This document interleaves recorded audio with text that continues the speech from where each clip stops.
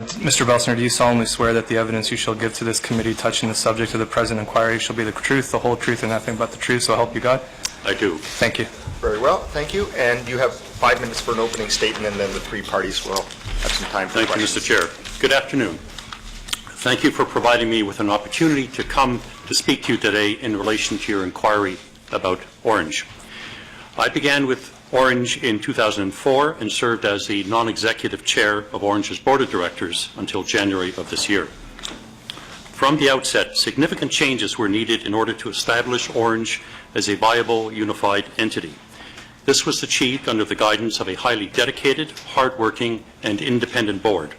I'm proud to have had a role in Ornge's work and its remarkable achievements. There was and remains a significant funding gap between current service levels and demand for Ornge's services. This applies, of course, to most healthcare services in Ontario. Ornge, therefore, engaged in a combination of fundraising and for-profit initiatives, much like any hospital would do. The objective was to supplement government funding. These initiatives were known to the ministry. Ornge took considerable steps throughout this process to ensure that the government was always informed. In order to put this funding strategy into effect and receive investor support, the initial corporate structure of Ornge had to be reorganized. This was driven to ensure that the benefits would flow to Ornge's air medical transport system.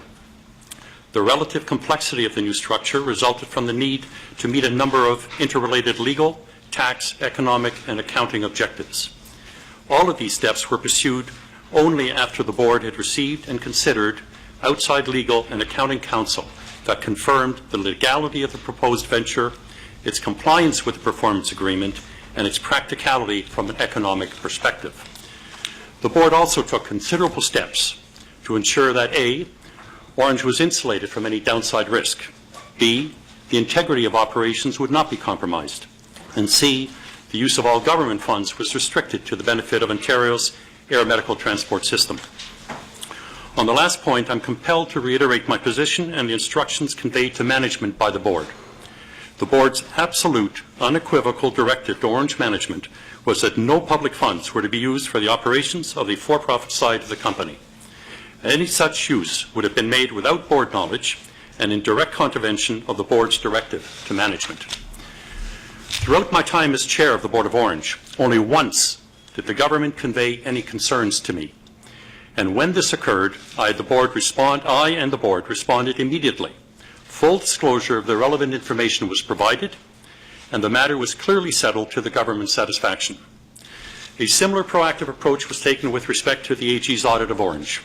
Members of management and the board provided the AG's team with an initial and comprehensive presentation and immediately made themselves available to provide any assistance required. The AG's draft report provided to me contained many inaccuracies and was highly suggestive. I immediately called the AG's representative to raise my concerns. Management, at the direction of the board, conducted an extensive written response of over 80 pages to correct the errors in the draft report. I also initiated 3 separate meetings with officials at the AG's office at which I expressed concerns regarding these inaccuracies. The allegations that the Ornge board somehow stonewalled the AG's office with respect to its audit is simply baseless. The board provided the AG's office with a full briefing of the for-profit initiatives. This included providing the AG's office with all documents that Ornge had legal access to. On the issue of Ornge executive and board compensation, the board engaged independent external consultants to conduct an exhaustive study and provide recommendations to the board on compensations for both Ornge executives and the board. After consideration, the board followed these recommendations. During the process of reporting executive compensations to the ministry, I became aware that Dr. Maz's professional corporation was being paid substantial amounts for services apparently not being provided. I took immediate steps to stop these payments and informed the ministry's internal auditor. My personal board compensation, as reported, included, yes, a basic retainer, in addition to meeting fees and supplementary approved fees as a recovery for the significant additional time expended throughout that period on matters pertaining to Ornge. All of these matters were designed to secure Ornge's financial viability and serve the long-term interests of Ontario patients. It was understood that the government could not force our resignation. However, we conveyed the message to the government early this year that if requested, we would step down. We did not want to stand in the way of government. Thank you very much. I'd be happy to answer any questions that the committee members may have. Thank you, and the rotation is such that the official opposition will go first. Mr. Cleese? Thank you. If I could have the clerk distribute the CV that I distributed earlier. Mr. Belsner, thank you for appearing here. Can I just ask, I'm familiar with your CV. Thank you. In fact, I couldn't imagine Methuselah having as long a CV. You have been a very busy man. There isn't a sector that you have not been involved in. You are familiar with boards and the responsibility that a director has, which really comes down to one thing, and that is to ensure the financial integrity. There is a fiduciary responsibility that every director has to its shareholders, to its stakeholders. Can I ask you this? Who, in your opinion, were your stakeholders to whom you had a fiduciary responsibility? Clearly, part of the stakeholder component was the Ministry of Health under our responsibility under the performance agreement. Anyone else? The people of Ontario. Okay. In your opinion, when did things start to go wrong at Ornge? There was a great vision that was put on paper, I think a very complex structure. I see your presentation. When did things start going wrong? Or do you think anything went wrong? The first indication was the draft report from the Auditor General. That was the first time that you thought Ornge may not be on the right track. That draft report, as I indicated in my opening statement, contained, in my view, a substantial difference between my understanding of Ornge through the many years and the board's understanding, and that is reported by the Auditor General. As I indicated in my opening statement, I instructed management, as well as the board members involved, to very carefully review that draft report and to respond in writing should the response be required to become public. That response was over 80 pages. I understand that you were a very hands-on chairman of the board. I am a non-executive chair of the board. What was your remuneration? My remuneration, as reported, was slightly over $200,000 in that fiscal year. Was that correct? Yes. You also, I believe, sit on the board of directors of the Humber College. That is not correct. I used to sit on the board of directors of Humber College until such time as I was encouraged to leave the board. Okay. What was your remuneration there? Zero. You're familiar with directors' compensation? Absolutely. The compensation, notwithstanding the fact that you say it was recommended by an independent advisory group, I'm somewhat familiar with directors' compensation as well, as I sit on a couple of boards. This $200,000 fee for an organization the size of Ornge is exorbitant. Would you not agree? I responded to the compensation issue by opening remark. I have no further comment. You think it's fair? The entire board reviewed the recommendations of the external consultants that have reviewed the extent of work required by members of the board and acted on that basis. Did you maintain an office at Ornge? No, I did not maintain an office in Ornge. Did you maintain an office at any of its affiliated offices? No, I did not. Is it true that you asked Anola Stoyle, the professor of the Schulich Business School, and Shannon Brewer, the lawyer at McCarthy's, to resign from the Ornge Board of Directors because they disagreed with the creation of Dr. Mazza's J Smarts initiative? No, it is not. Can you deny that? Is Anne Brunet your daughter? Yes, she is. How did she come to work at Ornge? She applied for a position at Ornge in response to an advertisement that Ornge had run.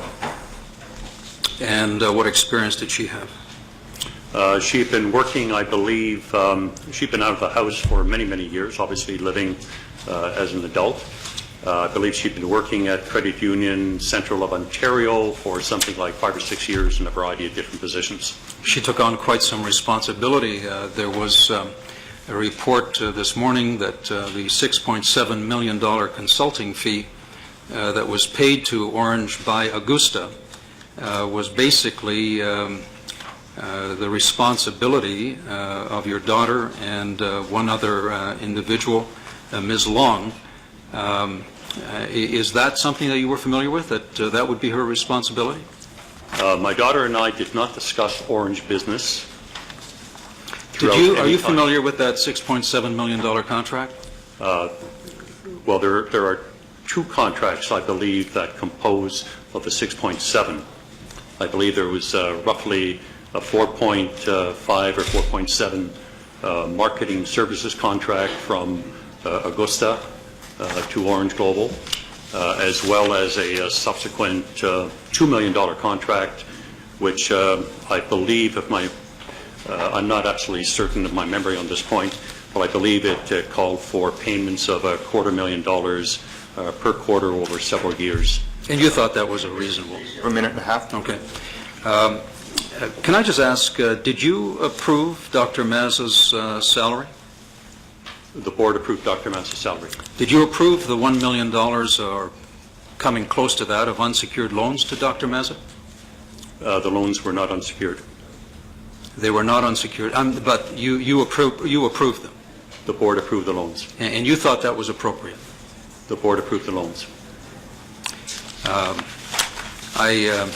I find it interesting that you at the outset indicated that you had a fiduciary responsibility to the taxpayers of this province, and yet, even based on your extensive experience, you and the board, and as the leader of the board, made some decisions that I think are highly questionable. I wish we had more time to pursue that, but we don't. I look forward to having you back, and hopefully under a circumstance where we do have more time to pursue these issues. And I'll defer to my colleague. Thank you, Mr. Cleese, and we'll move on to the NDP. And who would like to question there? Ms. Jelinek. Welcome to Queen's Park. Thank you. In your role as chair of the board, you would be aware that the board kept minutes of its meetings? The board absolutely kept detailed minutes of both operation, finance and audit, governance, and compensation committee meetings, in addition to board minutes, yes. When you went in camera, did you keep minutes of the in-camera parts of your meetings? Yes. You did? In your knowledge, before you left Ornge, were those minutes still all there at Ornge? To the best of my knowledge, all of the minutes were certainly taken by and provided by the corporate board secretary. As to whether they were there or not there, I don't know. I presume they were. Who was the board secretary? Lynn Taylor. Lynn Taylor, okay. And we saw through other witness and through correspondence that you had the opportunity to go and brief the Minister of Health. Do you remember briefing the Minister of Health in late 2010, early 2011? We had the opportunity pursuant to a letter that I wrote the minister on, I believe the date of the letter was January 19th, 2010. There were 3 opportunities subsequent to that letter to make presentations to ministers. The first of those presentations was, and I think January 25th, I may be wrong, I apologize, but I believe it was run about January 25th, 2 ministry representatives at the Ministry of Health, that's correct. Mr. Sadarafi was there, as well as a number of other individuals. And did they, so you attended those meetings? They were here at the Ministry of Health, I'm guessing? I believe they were up at the Ministry of Health, in the Ministry of Health boardroom. Okay. But the minister didn't attend, but the deputy minister was there? Absolutely. And a number of other people were there as well? That is correct. Would- I believe Ms. Lee was there, and several others representing the government. Okay. And when you did your presentation, did you talk about the corporate structure? Absolutely. In addition to having provided that very detailed letter outlining both the purpose, the objectives, the corporate structure, the composition, and the chart of the corporate structure, we provided a PowerPoint presentation, which I believe is now public, and went through that in some detail and answered clarifying questions and so on. Absolutely. How long would you say that meeting lasted? My recollection, certainly an hour, perhaps longer. Okay. And was there any questions that you were asked? Did you leave with the feeling that they understood what you had presented to them? Certainly that was my understanding. There was nothing raised during the course of that meeting that was, shall we say, in the least bit controversial. We indicated certainly during the course of the meeting that they should ask any questions. We invited questions. We asked clarifications. So nothing was brought up of any concern whatsoever.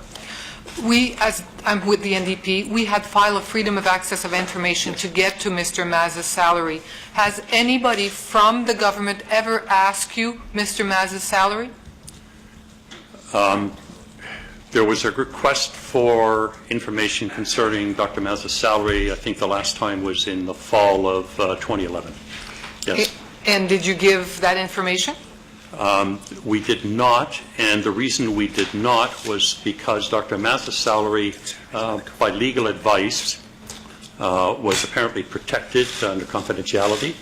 I think the same reason that Mr. McCurley recently responded to the similar request, indicating that for legal reasons, one cannot disclose personal information of companies that are not covered under the Disclosure Act. And so we indicated that to government at the time, and very clearly as to why. You were very successful in getting your budget to increase a little bit every year. One specific year, you asked for a 2.5 million increase directed at salaries. What are some of the information you shared at this point to justify the 2.5 million increase in your budget for salaries? I was not involved in that discussion with government with respect to the increase in salaries. That's a role of the CEO and the management team. The board receives the budget based on anticipated revenues and anticipated expenses and reviews that. But in terms of negotiating with government for additional compensation or providing rationale, that, of course, is the role of management. Was the full salary of Mr. Mazza, 1.4 million as we know it, under the budget that you administered? I believe so. Yeah. Okay. My colleague. You indicated that there's only one concern that was ever raised by the government, and that it was satisfied, or it was Yes. resolved. What was that concern? This was back in late 2008. Ruth Hawkins, who was at that time the Assistant Deputy Minister responsible for Emergency Health Services, I believe, communicated to me that she was in receipt of a letter that had been sent to a minister in government. That letter, strangely, was dated April of that year, and we're now into September, October. I can't quite recall, but it was certainly the fall. And so she had communicated with me that there was a concern and that we needed to get together and meet, and offered some date. I responded, I believe, by email, indicating that I wanted to meet as soon as possible. And a subsequent meeting was held with her, Ken Flynn from the Ministry's internal audit, and I believe I might have had Luis Navas with me, who was another board member at the time, at that meeting. At that meeting, Ruth Hawkins presented to me a letter from an individual, and I'm not sure I recall his name. Might have been Keith Walmsley, I think. And the letter made allegations of double set of books, inappropriate, excessive bonuses, items of that nature. This, of course, my response to Ruth Hawkins and Ken Flynn was needed to be looked into immediately, and it was by both the Ministry's internal audit and ourselves. And the matter of the double set of books, I think, was resolved very quickly. Okay. And compensation was responded to in a letter. I'm sorry to interrupt. Just to squeeze in Mr. Singh, two you have questions. 30 seconds left. How many times did you brief the government in total? In terms of the last session?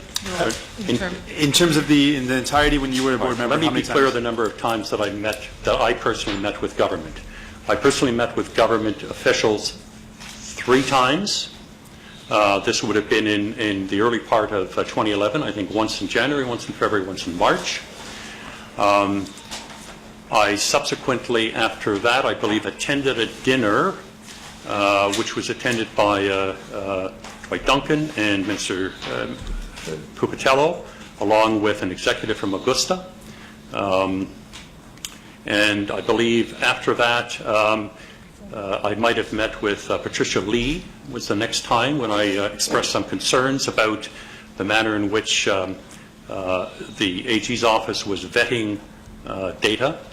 And I believe subsequently a meeting that I requested with the Minister of Health to provide information with respect to the, and this would have been in late December, I believe, where on my request I wanted a meeting with the Minister of Health to respond to some of the allegations that were out in the... Thank you, and I'm sorry we're out of time, Mr. Singh. So Not that I recall. We'll have to move on to the government, and if you do wish to have Mr. Beltzner back another day, of course you can do that. Ms. Sandos? Yes, thank you very much. You mentioned that in your opening remarks that you received a basic retainer for your services on the board, and you quoted $200,000. Is the $200,000 the basic retainer? I don't recall the exact composition, but my payment consisted of a base retainer, and then on top of that, as with every other board member, and the base retainer, just to be clear, is the retainer for position as a director. Okay. So well is the $200,000 then the total compensation? What is reported was the total compensation, which was retainer plus meeting fees plus my billings, which were at the rate of $250 an hour approved, for the additional work on working on the items related to the independent committee at the time. Okay, and how would that compare to, because you've served on a number of boards, how does that compare with other public boards on which you have, taxpayer-funded boards on which you have served? First of all, the retainers did not relate to any boards that were charitable boards. These were all retainers related to boards that had a not-for-profit or a for-profit structure. Most of the public sector boards that I was involved in, for example, the Humber Board, is in fact a charitable board, volunteer, so there's no retainer. So in terms of other institutions which are publicly funded, this would be a rather different level of compensation for a board member than in other public sector, publicly funded boards? In some cases, yes. Now, we talked about the salary of Dr. Mazza, $1.4 million. You were on the board that approved that salary? Yes. And may I just clarify that that's not in total a salary? his total compensation of $1.4 million. And you were a member of the board that approved his transfer from employment of Ornge,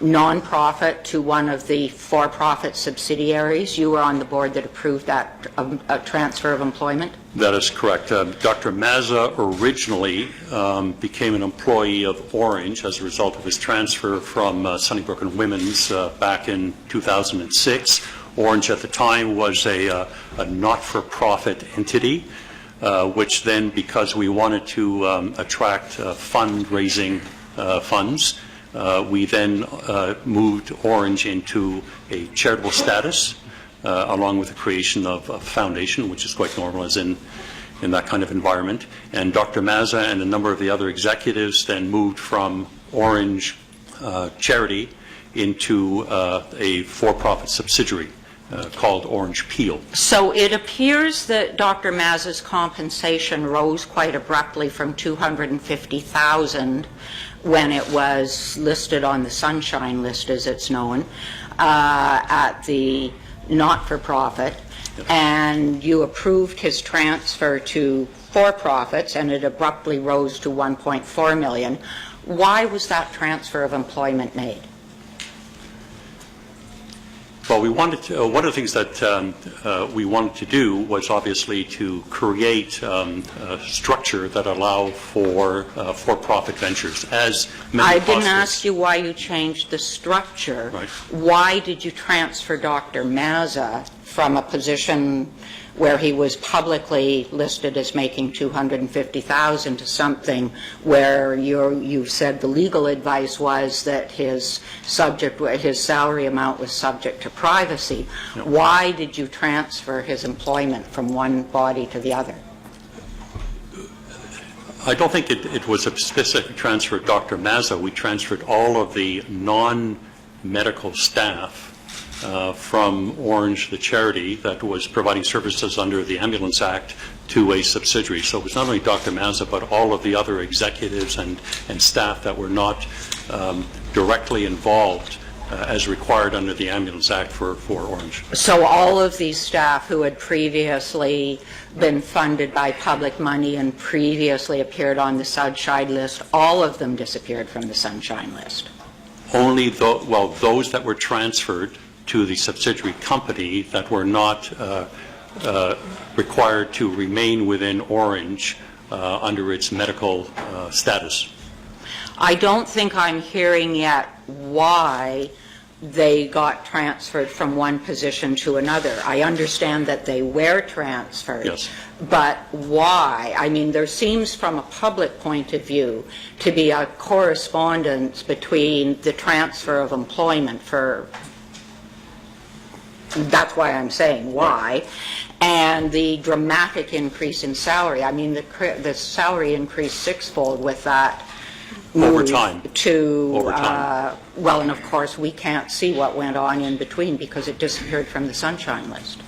Understand, but that salary increased over time as the number of activities and the complexity of the organization changed. So over a matter of 2 or 3 years, it increased sixfold. That's correct. Does that make it okay if it took 2 or 3 years? As I indicated in my opening remarks, the compensation issues, because of the complexity and the scope of business that we were moving into, was very carefully reviewed by independent outside consultants. They gave their recommendations, and we responded to those recommendations. And Ms. Sandals, you have about a minute and a half. Okay, then I'd like to change direction a little bit. Do you know a gentleman by the name of Kelly Mitchell? Yes, I do. Were you on the board when he was appointed to the Board of Ornge? Yes. So were you responsible for that appointment as chair? Well, Kelly Mitchell was identified, and I was identified as a possible replacement to Lauren Crawford, who had unfortunately passed away. And Kelly Mitchell had a similar, if you like, presence in northwestern Ontario, as did Lauren Crawford. And we were looking for somebody to replace Lauren Crawford on the board that had that presence in that part of the province. So Kelly Mitchell was presented as, and I certainly asked them, as a matter of course, would he be available to join the board of Ornge? And was it usual practice to have people who were employed as consultants, or at least held a contract as a consultant acting for Ornge, to also be on the board of Ornge? I'm not aware of particulars of any consulting contract that Kelly Mitchell may have had. So you're unaware that Mr. Mitchell appears to have billed Ornge for over $350,000 in contracts for lobbying? I'm certainly not aware of any So of that. you did not approve that lobbying contract? No. Thank you. I think we can pursue that more next week. Thank you, and you are out of time, so thank you very much for your presentation today. Thank you very much.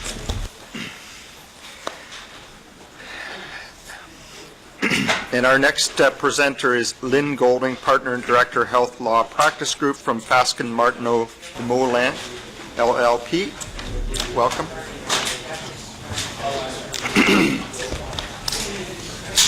And Ms. Golding, you've received the letter with information about a presenter to the committee? I have. Very well, and our clerk will have you swear an oath. Sorry, Ms. Golding, did you want to be affirmed or swear an oath? I'll swear. Do you have the Bible? I do. Okay. Ms. Golding, do you solemnly swear that the evidence you shall give to this committee touching the subject of the present inquiry shall be the truth, the whole truth, and nothing but the truth, so help you God? I do so swear. Thank you. Very well. You have 5 minutes for an opening statement, and then the three parties will ask questions. Very good. Thank you. Well, as you've heard, my name is Lynn Golding, and I'm a partner of the law firm of Fasken Martineau Dumoulin. I am one of a team of lawyers at my firm who have provided advice to Ornge over the years. There are 5 significant matters in the history of Ornge with respect to which I played a lead role. They are its incorporation as Ontario Air Ambulance Services Co. and the transfer of assets to it from Sunnybrook in 2004. The negotiation of the performance agreement with the ministry in 2005. Structuring advice with respect to the formation and incorporation of Ornge Co. and Ornge Peel in 2006 and 2007. Ornge's response to the first draft of the Auditor General's report in the fall of 2011. And the corporate activities completed since January 1st, 2012, including the resignation of the board led by Rainer Beltzner, the election of the board led by Ian Delaney, the wind-up of the Ornge global entities, and the petition of 2 of those entities into bankruptcy. There are a few facts based on my personal experiences that I would like to have recorded. Firstly, why was Ornge incorporated as a non-share capital corporation rather than formed as an agency of the government? Mr. Delaney, when he appeared before you on April 4th, speculated that it may have been part of an effort to emulate STARS, a successful air ambulance operation in Alberta, and that was part of it. But from a legal perspective, we took as our model an example closer to home. At the time, there were approximately 150 health service providers operating in the province, offering their services to the public, receiving almost all of their operating funding from the province. Most, but not all, were provincially incorporated. They were non-share capital corporations registered as federal charities with boards elected by their members and without provincial government appointees. What were they? Ontario's public hospitals. Corporations carrying on business in Ontario can be incorporated under the laws of Ontario, Canada, or any other jurisdiction. The choice has little to do with the division of powers in the Constitution Act. It has generally to do with tax treatment, name availability and protection, and the cost and time necessary to incorporate. In 2004, at the time Ornge was incorporated, a non-share capital corporation could be incorporated much more quickly federally than provincially. In order to meet certain legal obligations to employees, it was necessary that the company be incorporated by November 1st. By the time we received the necessary consents to proceed in the fall of 2004, we knew we did not have enough time to incorporate provincially.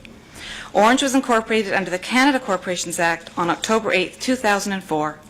Its assets were transferred to it by Sunnybrook 24 days later, on November 1st.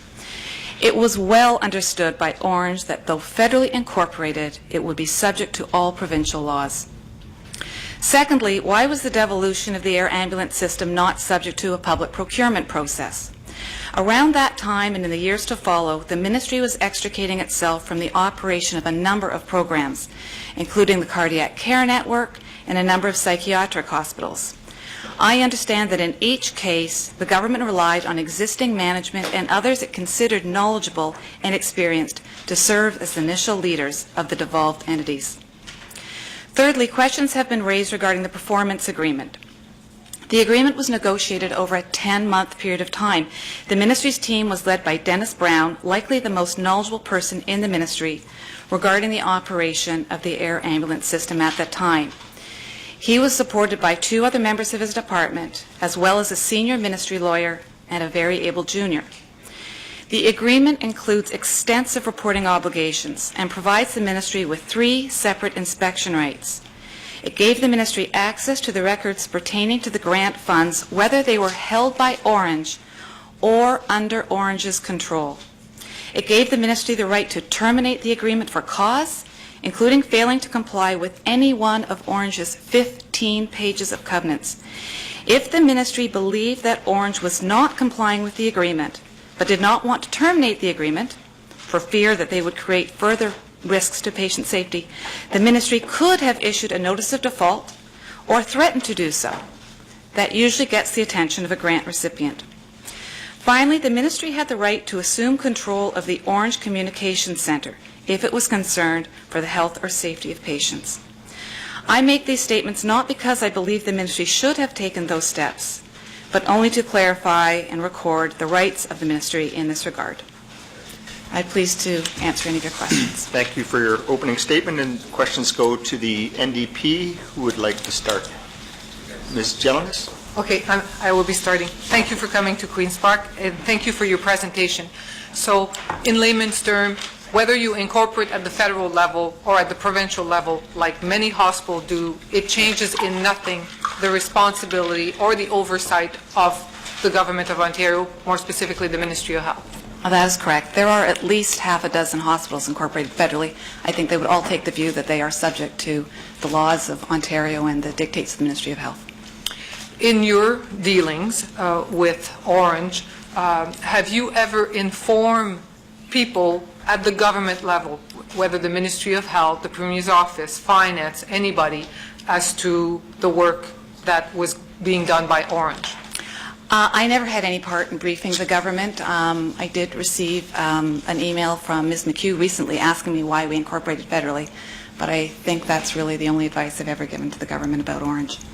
In your work with Ornge, did Ornge ever raise flags that they needed to explain their corporate structure? They were going to meet with the government. They had questions or concern coming from the government?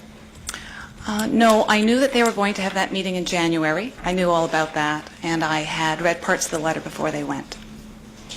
I didn't really give them their advice to do with the provincial government. Sorry? I didn't give them their advice pertaining to, keeping the provincial government briefed on their matters. I gave them advice at times suggesting they should seek consent of the government, but I wasn't involved in preparing them for any of those arrangements. Okay. The minister has indicated a number of times, and I think you've already answered this, but let's make it clear. The minister indicated that the existing performance agreement was not strong, didn't give her the ability to do the proper oversight. I just want you to respond, given the fact that you've indicated a number of tools that the minister did have, including the ability to issue the notice of default, or at least threaten to do so, including the right to terminate the agreement based on the 15 pages of covenants. What's your response to that? Those were all of their rights. And in addition, the ministry, as the chief funder of Ornge, had great powers of moral suasion. I can tell you, all of my broader public sector clients work very hard to make sure that the ministry is kept happy with them. And just to build on that, similarly with a hospital or any other public institution that's receiving funds in a similar format, if the minister had indicated that they were upset by something or they had a problem with something, in your experience, the institution would respond and would try to allay any concerns. Absolutely. Okay. And with respect to the ability of the minister or the ministry to control Ornge, you indicated that there is the ability to obtain information regarding would the ability have affected the access to salary disclosure? No, it didn't. So long as the employees were paid by Ornge or a subsidiary of Ornge.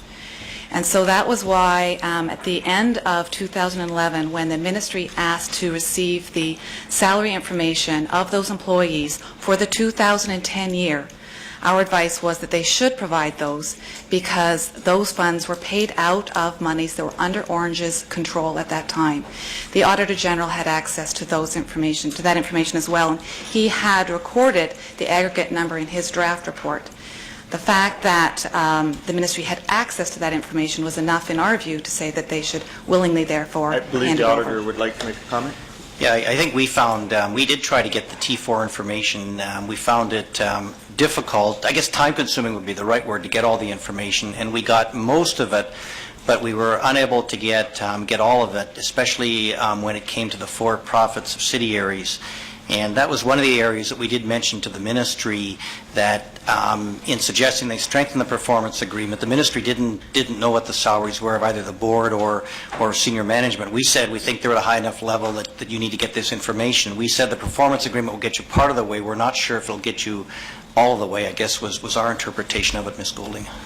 And just two pieces, that the performance agreements that you helped in drafting provided that there were a number of reporting requirements that Ornge had to report back to the ministry. Is that 3 correct? pages worth.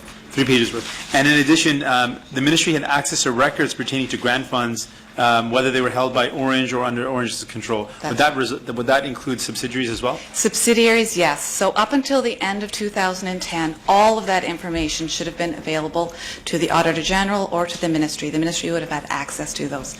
That changed after January 1st, 2011. And did Don Guy do work for Ornge? Yes, he did. And do you know in what capacity he did and over what period of time? Right.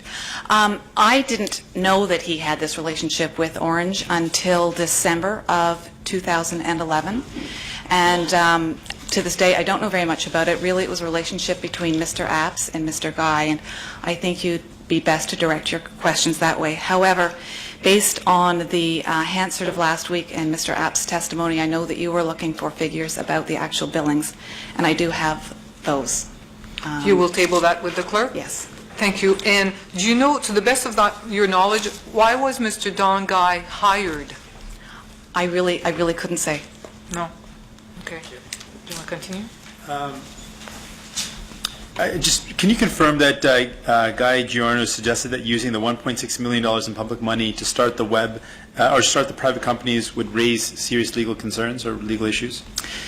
Yes, it was the view of Guy and myself that ministry funds should not be either loaned or granted to any of these for-profit entities without the consent of the ministry.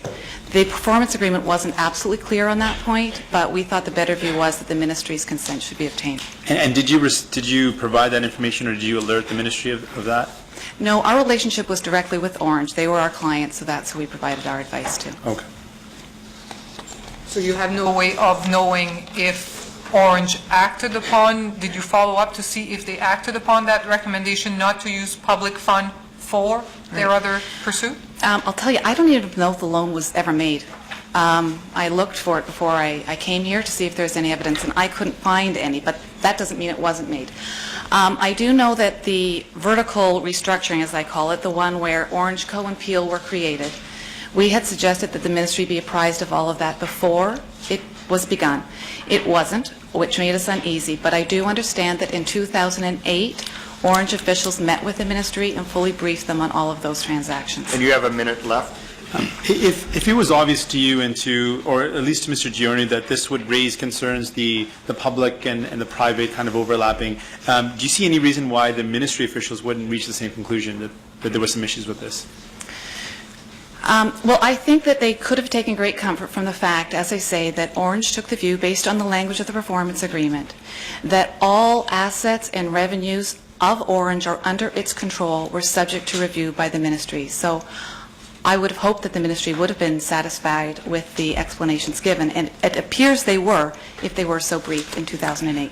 What do you know about We are pretty much Brazil? out of time, so a very short question. Ornge Brazil? Nothing. Okay, thank you very much. We'll move to the government now, and Mr. Leo.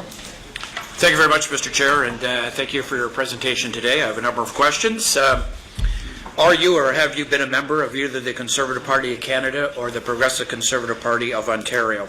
I am a proud member of both. It is my understanding that you're in fact married to Tony Clement, a former provincial cabinet minister and currently a minister in the Harper government. Can you confirm that for the record? That is true. In the past 12 months, have you spoken with any Ontario Progressive Conservative MPPs or political staffers about Ornge? I saw Mr. Miller on Saturday and I asked him to please make sure I appeared today and didn't have to put this off for yet another week. That was it. So you're saying other than Mr. Miller in the past 12 months, he's the only one that you've talked to? MPPs, yes. Okay. In recent months, the Ontario PC caucus, many of whom you no doubt know personally from your days with the Ontario PC party, have been highly critical of your work and your firm did for Ornge, particularly as it relates to the creation of the non-profit or for-profit affiliates and subsidiaries. Mr. Cleese in the House on several occasions has referred to this work as a scheme. Do you stand by your work that your firm has done for Ornge? Yes, I stand by the work that we have done. The structures that are in place are standard structures on the for-profit side for for-profit entities, and the structure on the left side, as we call it, the not-for-profit structure, is also commonly used in the charitable and not-for-profit sector. Last week during his testimony, Mr. Rapps indicated that your firm, Fasken Martineau Dumoulin, had a lucrative retainer with Ornge and provided a wide range of legal services to the organization. He indicated that you had considerable responsibility for this retainer and in fact were a billing partner at one point of time. Is that correct? No, I was not the billing partner. What is the precise nature of legal services that you provided to Ornge? We were their general counsel, which means that we provided pretty much all of their legal advice in the province of Ontario, with the exception of insured litigation and union labor advice. Mr. Chair, we have a summary of some billings from your law firm. I wonder if it would be, these are summaries, I wonder if it'd be possible to get a more precise breakdown of time chits for your firm? All right, so what I've just circulated there, those are Mr. Guy's invoices to our firm for his services, but I do have a summary of our legal fees, if you'd like your those as personal well. billings? Of my firm's personal billings. Are My firm's billings. they time chips or just summaries? Right, it's the gross amount billed of our fees for the for-profit and not-for-profit entities from 2003 to 2012. It sets out as well the amount with taxes and disbursements. Could you table that quickly so we get a chance to do an analysis on it, please?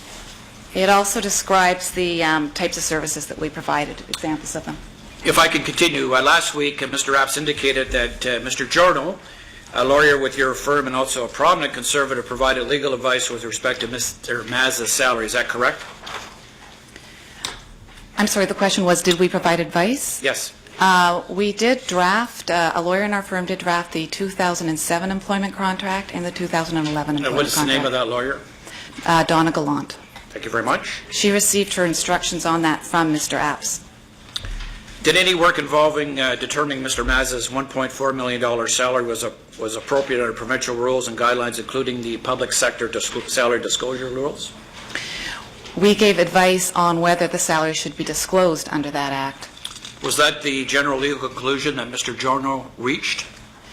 Mr. Giorno and I did conclude that while he was, Dr. Mazza was employed by Peel, he was not subject to disclosure of his salary under the Act. Now, if I may, that wasn't the end of our advice. Our advice went on to say that Ornge should be aware that the ministry could, with the stroke of a pen, pass a regulation designating Ornge and its subsidiaries, Ornge is already subject to it, but its subsidiaries, as entities that would be required to comply.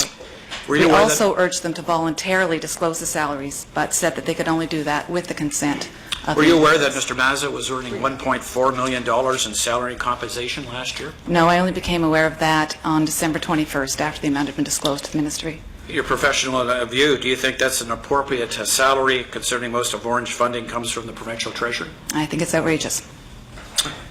Were you involved in the decision to transfer Dr. Maz's employment contract for the non-profit Ornge to one of Ornge's for-profit entities?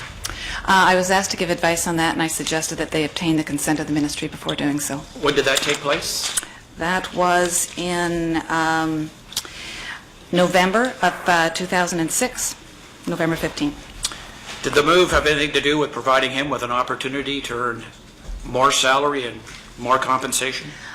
I don't actually think that was the motivation. I think that the motivation was to put management in the separate for-profit corporation so that they could lend out their services, so they could provide those management services to other entities and earn a revenue stream from doing so. Were you aware that this transfer would result in him being removed from the Ontario Sunshine List?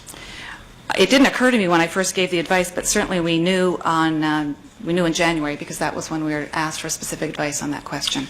Do you see any connection between Dr. Maz's salary skyrocketing from $250,000 a year to $1.4 million a year at the same time as the salary was taken off book? Well, it clearly happened. I don't know why, but it clearly happened. With the benefit of hindsight, do you think Mr. Giorno's advice to Ornge with respect to the appropriateness of Dr. Maz's salary was good advice? I want to be clear. Mr. Giorno didn't suggest that Dr. Maz's employment should be transferred. He simply answered the question, if his employment was transferred, would his salary be subject to disclosure rules? He said that it would not be, but that the government could easily make it so by passing a regulation. Have you ever worked with Kelly Mitchell in his role as one of the partners of the Pathway Group with relationship to your work at Ornge and him being a former board member? Did your paths ever cross? Not in that capacity at all, no. You have about a minute and a half, Mr. Leo. Could I go back just to clear? Could you repeat that one more time, Ms. Golding, please? No, I didn't do any work with Mr. Mitchell relating to Ornge. But you know Mr. Mitchell? Oh, yes.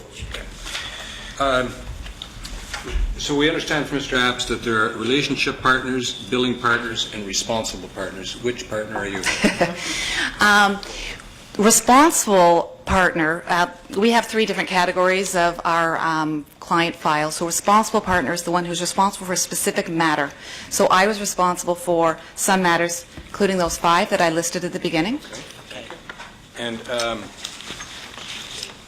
Who is the billing partner?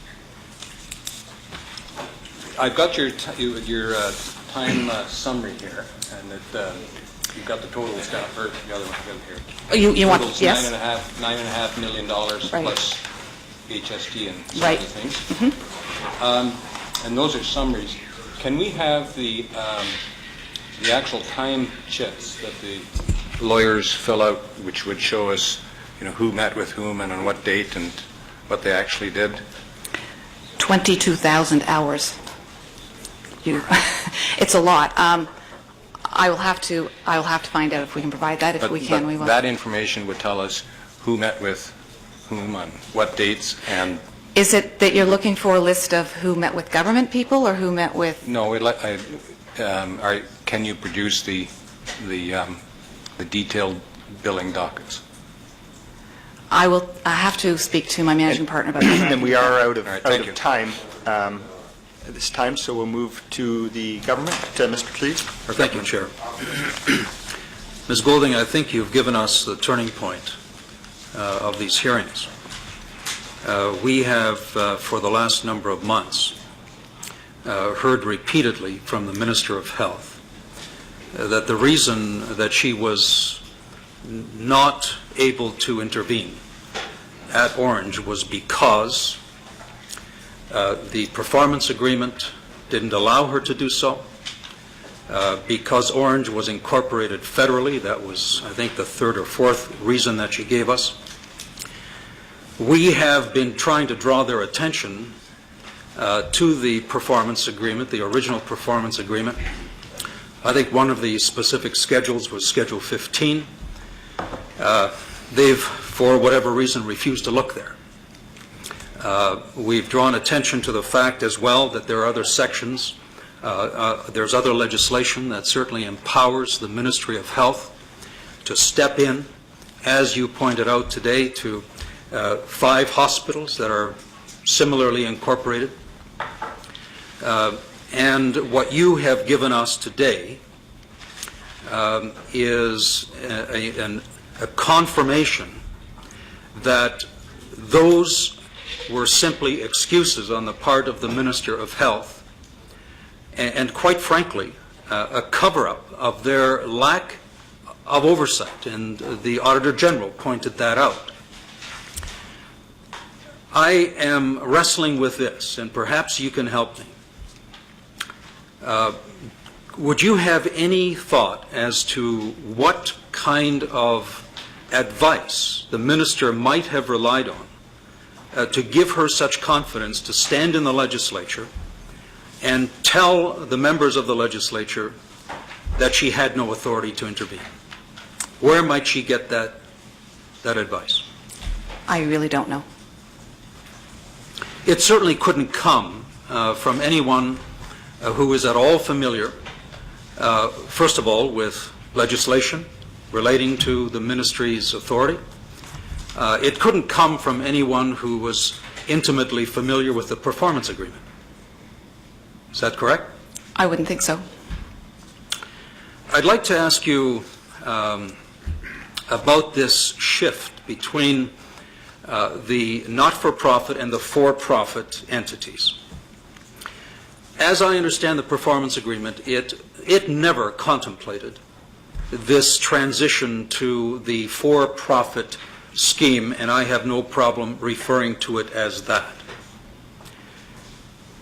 And the reason I don't is because I see an intentional leverage of public funds into those for-profit companies. I see your billings here to the for-profit companies was $2.8 million.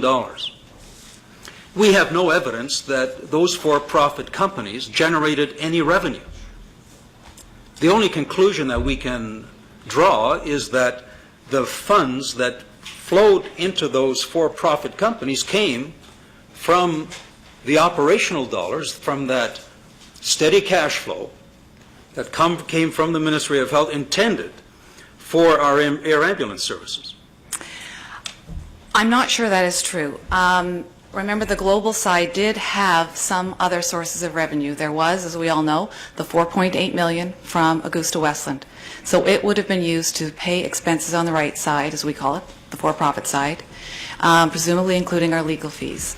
As well, that credit lease transaction, which you've all heard about, generated $5.6 million of investment, also on the right side, and presumably those amounts also were available to pay our legal fees. So I don't know for sure, but certainly that is a pool of money Sure. that could have been available for that So purpose. with regard to that credit lease transaction, based on what we're hearing, that was all debt. It was basically generated by what we understand was an inflated appraisal of that property that Ornge very quickly mortgaged. Well, the Auditor General takes the view that it was an inflated price. The Auditor General received one valuation which said that it was much lower than the valuation that Ornge received. Ornge doesn't take the view that it was inflated. Okay.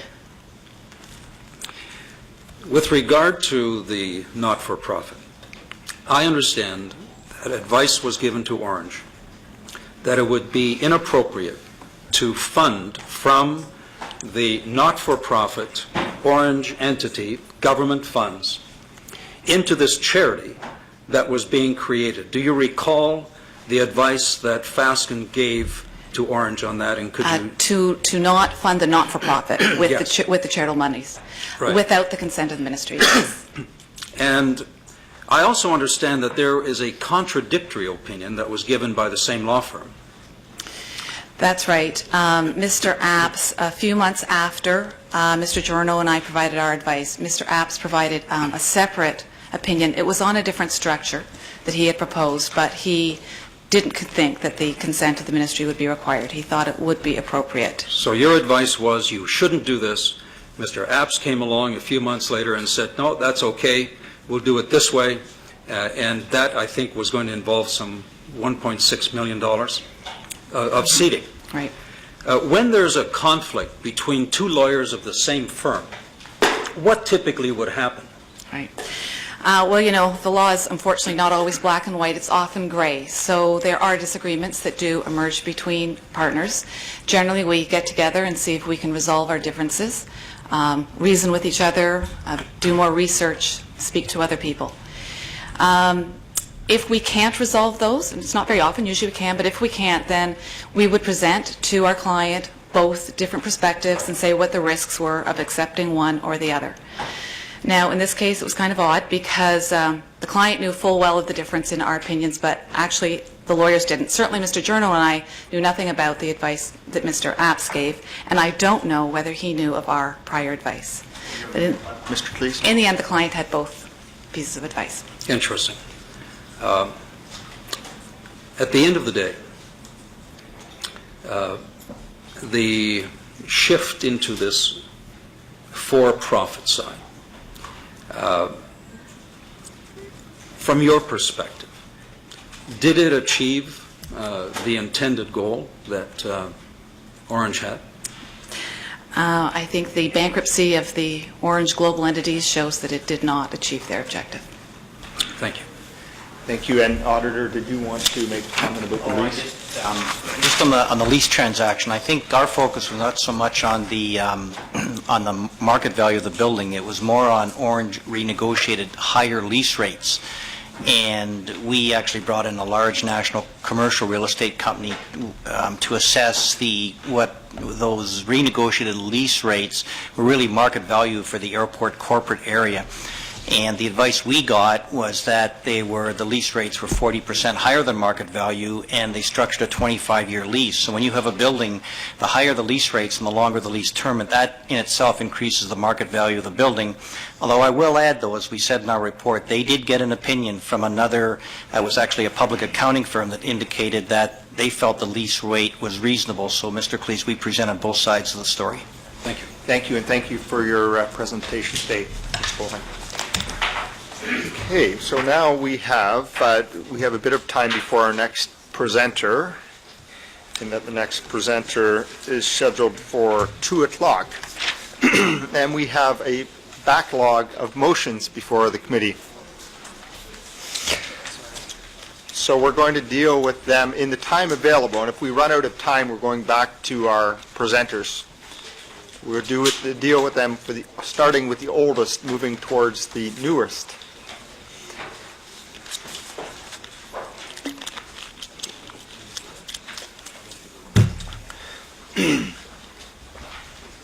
That was interesting. All the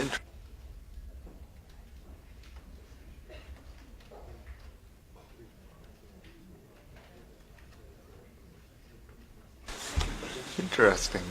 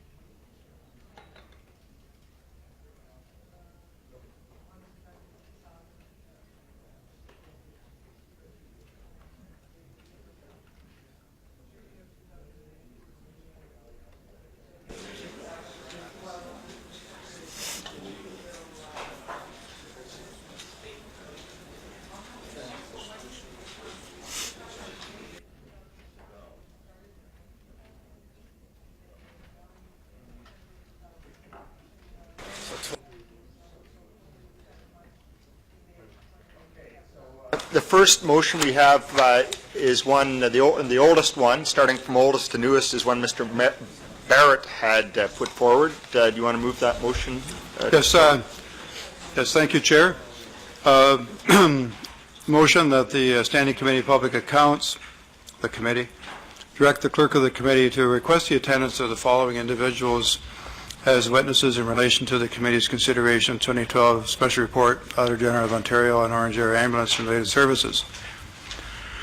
Mr. Bruce Bennett, former ADM Controller of Ministry of Finance. Mr. Skanda Skanthsarthavana, Chief Accountant, Ministry of Health. Ron Sapsford, former MOH deputy who testified at our February 23rd 06 public accounts. Mrs. Mary Cardos Burton, she's former MOH ADM of the Acute Services Division. Jennifer Tracy with Ornge. And Diane Flanagan, Chief of Staff to Dwight Duncan in the year 2007. And I think that's been distributed to everybody, that motion. Okay. Any comments? Ms. Sandals? And I would like to table the amendment, which I believe people have on their desks. Very good. Everyone has a copy of the amendment, I understand. Yeah, that's that one. And would you like me to read that Yes, into the please do. record? That the committee, and in addition, that the committee direct the clerk of the committee to request the attendance of Kelly Long, former Associate Vice President at Ornge, for the purpose of providing evidence to assist the committee in its consideration of the 2012 Special Report of the Auditor General of Ontario on Ornge Air Ambulance and Related Services, and that her attendance be scheduled at the earliest possible opportunity. Okay, any discussion? No discussion, so we vote on the amendment first. So the motion as amendment, all in... No, just Or the the amendment. amendment. Oh, sorry, okay, just the amendment. All in favor? Carried. And then the motion as amended. The motion as amended, all in favor? Carried. Okay. What's next, Mr. Clerk? The file. Shall in his motion. Okay, we'll get the next motion around.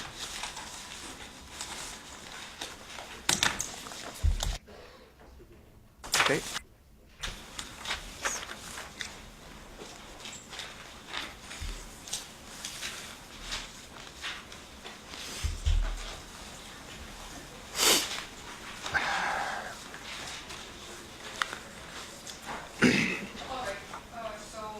I was told that I can read it into the record to save time. Is this okay with you, Mr. Chair? Please. Thank you.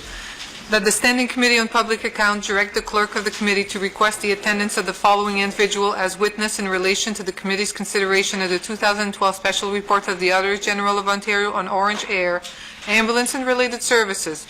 The name, Cynthia Hines, Administrator of Ornge Global Brazil. Okay, any discussion? All in favor? Yeah. Jeez, amazing. And what's our next motion?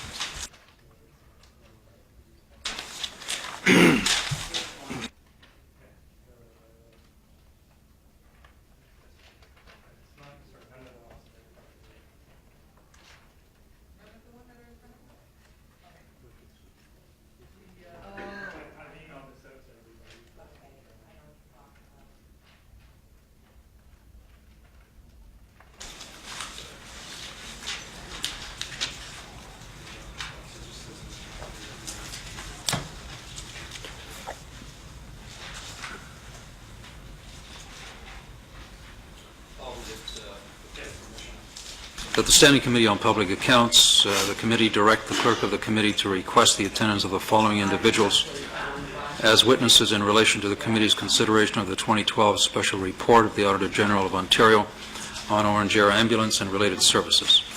Jim Sinclair, Director, Legal Services, Ministry of Finance. Peter Wallace, former Deputy Minister of Finance. Trevor Kidd, Flight Paramedic.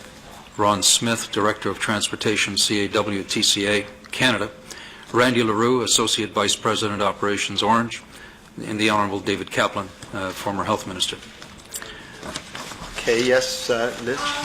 Just to note for the record that this has been tabled so long that I believe Mr. Kaplan is scheduled for next week, and in fact, Mr. Wallace has already appeared. So would it be a friendly amendment to delete the two who've already either appeared or have been already scheduled? with deleting Mr. Kaplan or Peter Wallace. I would like to, in that case, add Mr. Wallace to my motion that is recalling witnesses. It's fine, so For now, we just deal with this amendment by we have an amendment to delete those two names. Any discussion? All in favor of the amendment, of the motion as amended. of the motion we were dealing with as amended? So the motion as amended, that's with the names taken off, Yeah, so, carried. okay.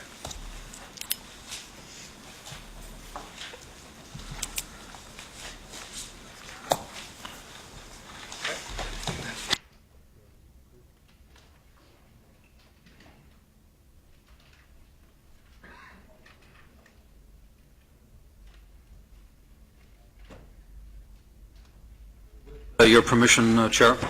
Yes, please, Mr. That the Cleese. Standing Committee on Public Accounts, the committee direct the clerk of the committee to recall the following individuals to attend as witnesses in relation to the committee's consideration of the 2012 Special Report of the Auditor General of Ontario on Ornge Air Ambulance and related services.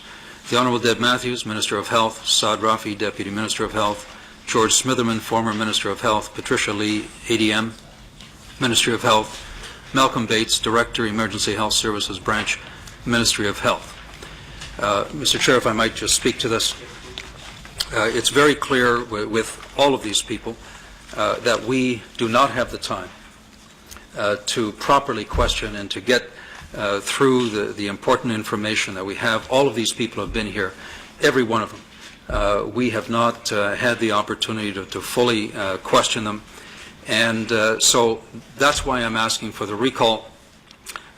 In another motion that I have, I'm going to be making another recommendation with the people who we are recalling, that we do so on the understanding that they are to come and to attend here until we as a committee are finished with them. I think this business of us constantly calling them back and having people come here and then not be able to do our work just is not only frustrating for us, but it's an inconvenience to the witnesses as well. Well, thank you, and we'll see whether we have time to get to your next motion, and if not, I would suggest that the subcommittee talk about it next Monday if we don't get to it. But Ms. Sims? This is, I'm not arguing with the fact that you might want to recall them. I'm concerned about process here, which is, and it actually goes to the thing that you just said, which is you want to add the ability to endlessly call them back. And it seems to me that it would be much more efficient for the committee and much more efficient for the witnesses. Because some of these people, like we've got the Secretary of Cabinet, like he's got better things to do than sit here and wait for us to say at our pleasure we'd like to talk to you for 10 minutes now and 20 minutes some other day. Like he really does have other things to do in this world. And if we could agree, and perhaps this is something that we need to work on at subcommittee, that we'll go through everybody once, and then when we've got all the comment about everything, then it would be more efficient to call them back, so that when we call them back, we've got the accumulation of everything that we've discovered in the interim. We might want to talk to them further rather than having them being treated like ping pong balls. Mr. Chair, I have no objection to that. I think what I will be insisting on, though, that we adopt is from the timing. That when we do call them back, that it's not for a half an hour. That we call them in such a way that we give them a time to be here, and it'll be up to the clerk to appropriately schedule to allow for that time. But if we need an hour or an hour and a half with a particular witness, that they should be ready to come and know that they're here as a witness for as long as this committee wants to question them. So it may be an hour, it may be 45 minutes, and it may be longer. But I think if we're to get down to work here and get the information that we need to have that latitude with these witnesses, and to your point, to their benefit as well. And Mr. Ouellette, you have a comment? If I could make one other suggestion then, and perhaps again it's a friendly amendment, is that we add on to the motion that the question of the timing of the scheduling of these recalled witnesses be referred to the subcommittee, because we don't need to thrash that all out today, but if we have an understanding, it will be after we've heard the rest, but just say referred to the subcommittee, and we can discuss it at length then. Very well, Mr. Ouellette. Thank you, Mr. Chair. Yes, it has been the practice of this committee with most of the other presentations and the other reviews that we undertake to have extended periods of time for these individuals to come forward. The setup that we have now is more the exception to the rule that I'm used to in the years that I've had on this committee, and I think that it would be in the best interest to use a specific individual, Mr. Peter Wallace, for example, to say, make yourself available for this afternoon, and other individuals at that time possibly to come forward. But yes, I would agree that the subcommittee should be the one to define those rules as necessary. Okay, so we have a motion and we have an amendment to it, I believe. Something, you want to just give me a 2-minute recess? Just 2 minutes to draft up the change to the motion, so we'll recess for a couple minutes.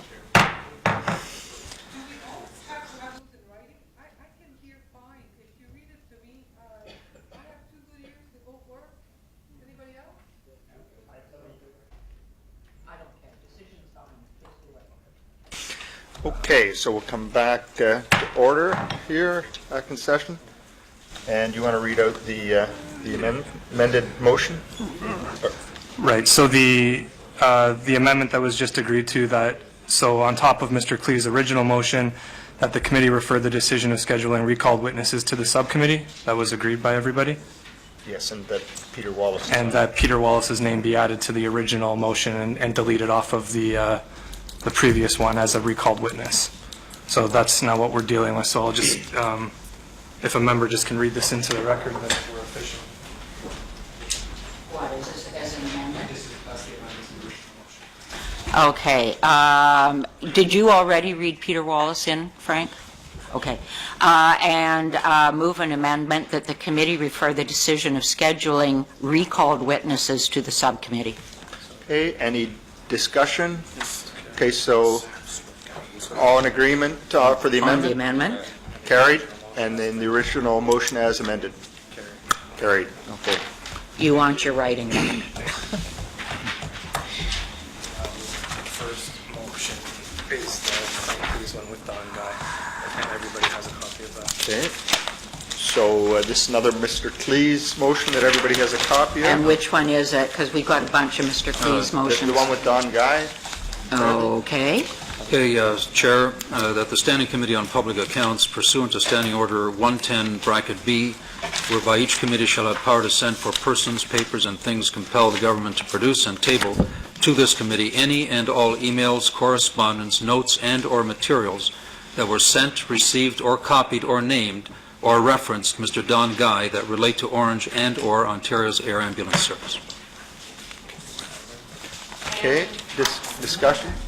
Which I happily do have with copies of this time. Okay, and your amendment? While we're this is because this is production, so this is more production, and that Kelly Mitchell be compelled to produce and table with the committee no later than Monday, April 30th, all written records, including but not limited to billing statements, invoices, emails, correspondence, and notes relating to Pathway Group's work for Ornge and/or Ontario's air ambulance service, and I do have copies. Okay. And your date on that was April 30th, was it? Yeah, I think that's related to he's appearing at the committee on May the 2nd, so that would facilitate trying to get the documents so actually committee members could see the documents before we do the examination, which would seem to be helpful. Yes. I really hate procedures, but it seems to me that this is not an amendment, this is two individual motions that should just be treated as such. One has nothing to do with the other. As much as I hate procedures, here I am bringing forward this point that this is not an amendment, it has nothing to do with the motion, and although I have no problem with what she's bringing forward, it's a motion of its own. I will confer with the clerk to decide if this is in order or not as an amendment.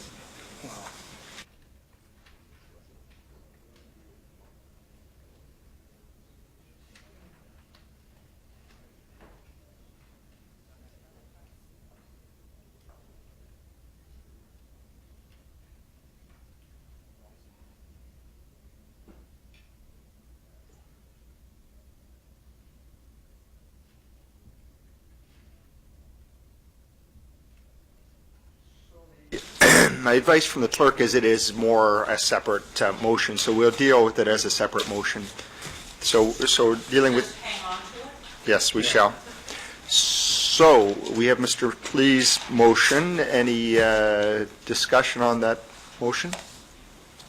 All in favor? Passed, carried. And we have the one relating to Alfred Apps. This paper here. Okay, I think we have another Mr. Klee's motion. This is a bit lengthy. Everyone has a copy of it, I'm assuming.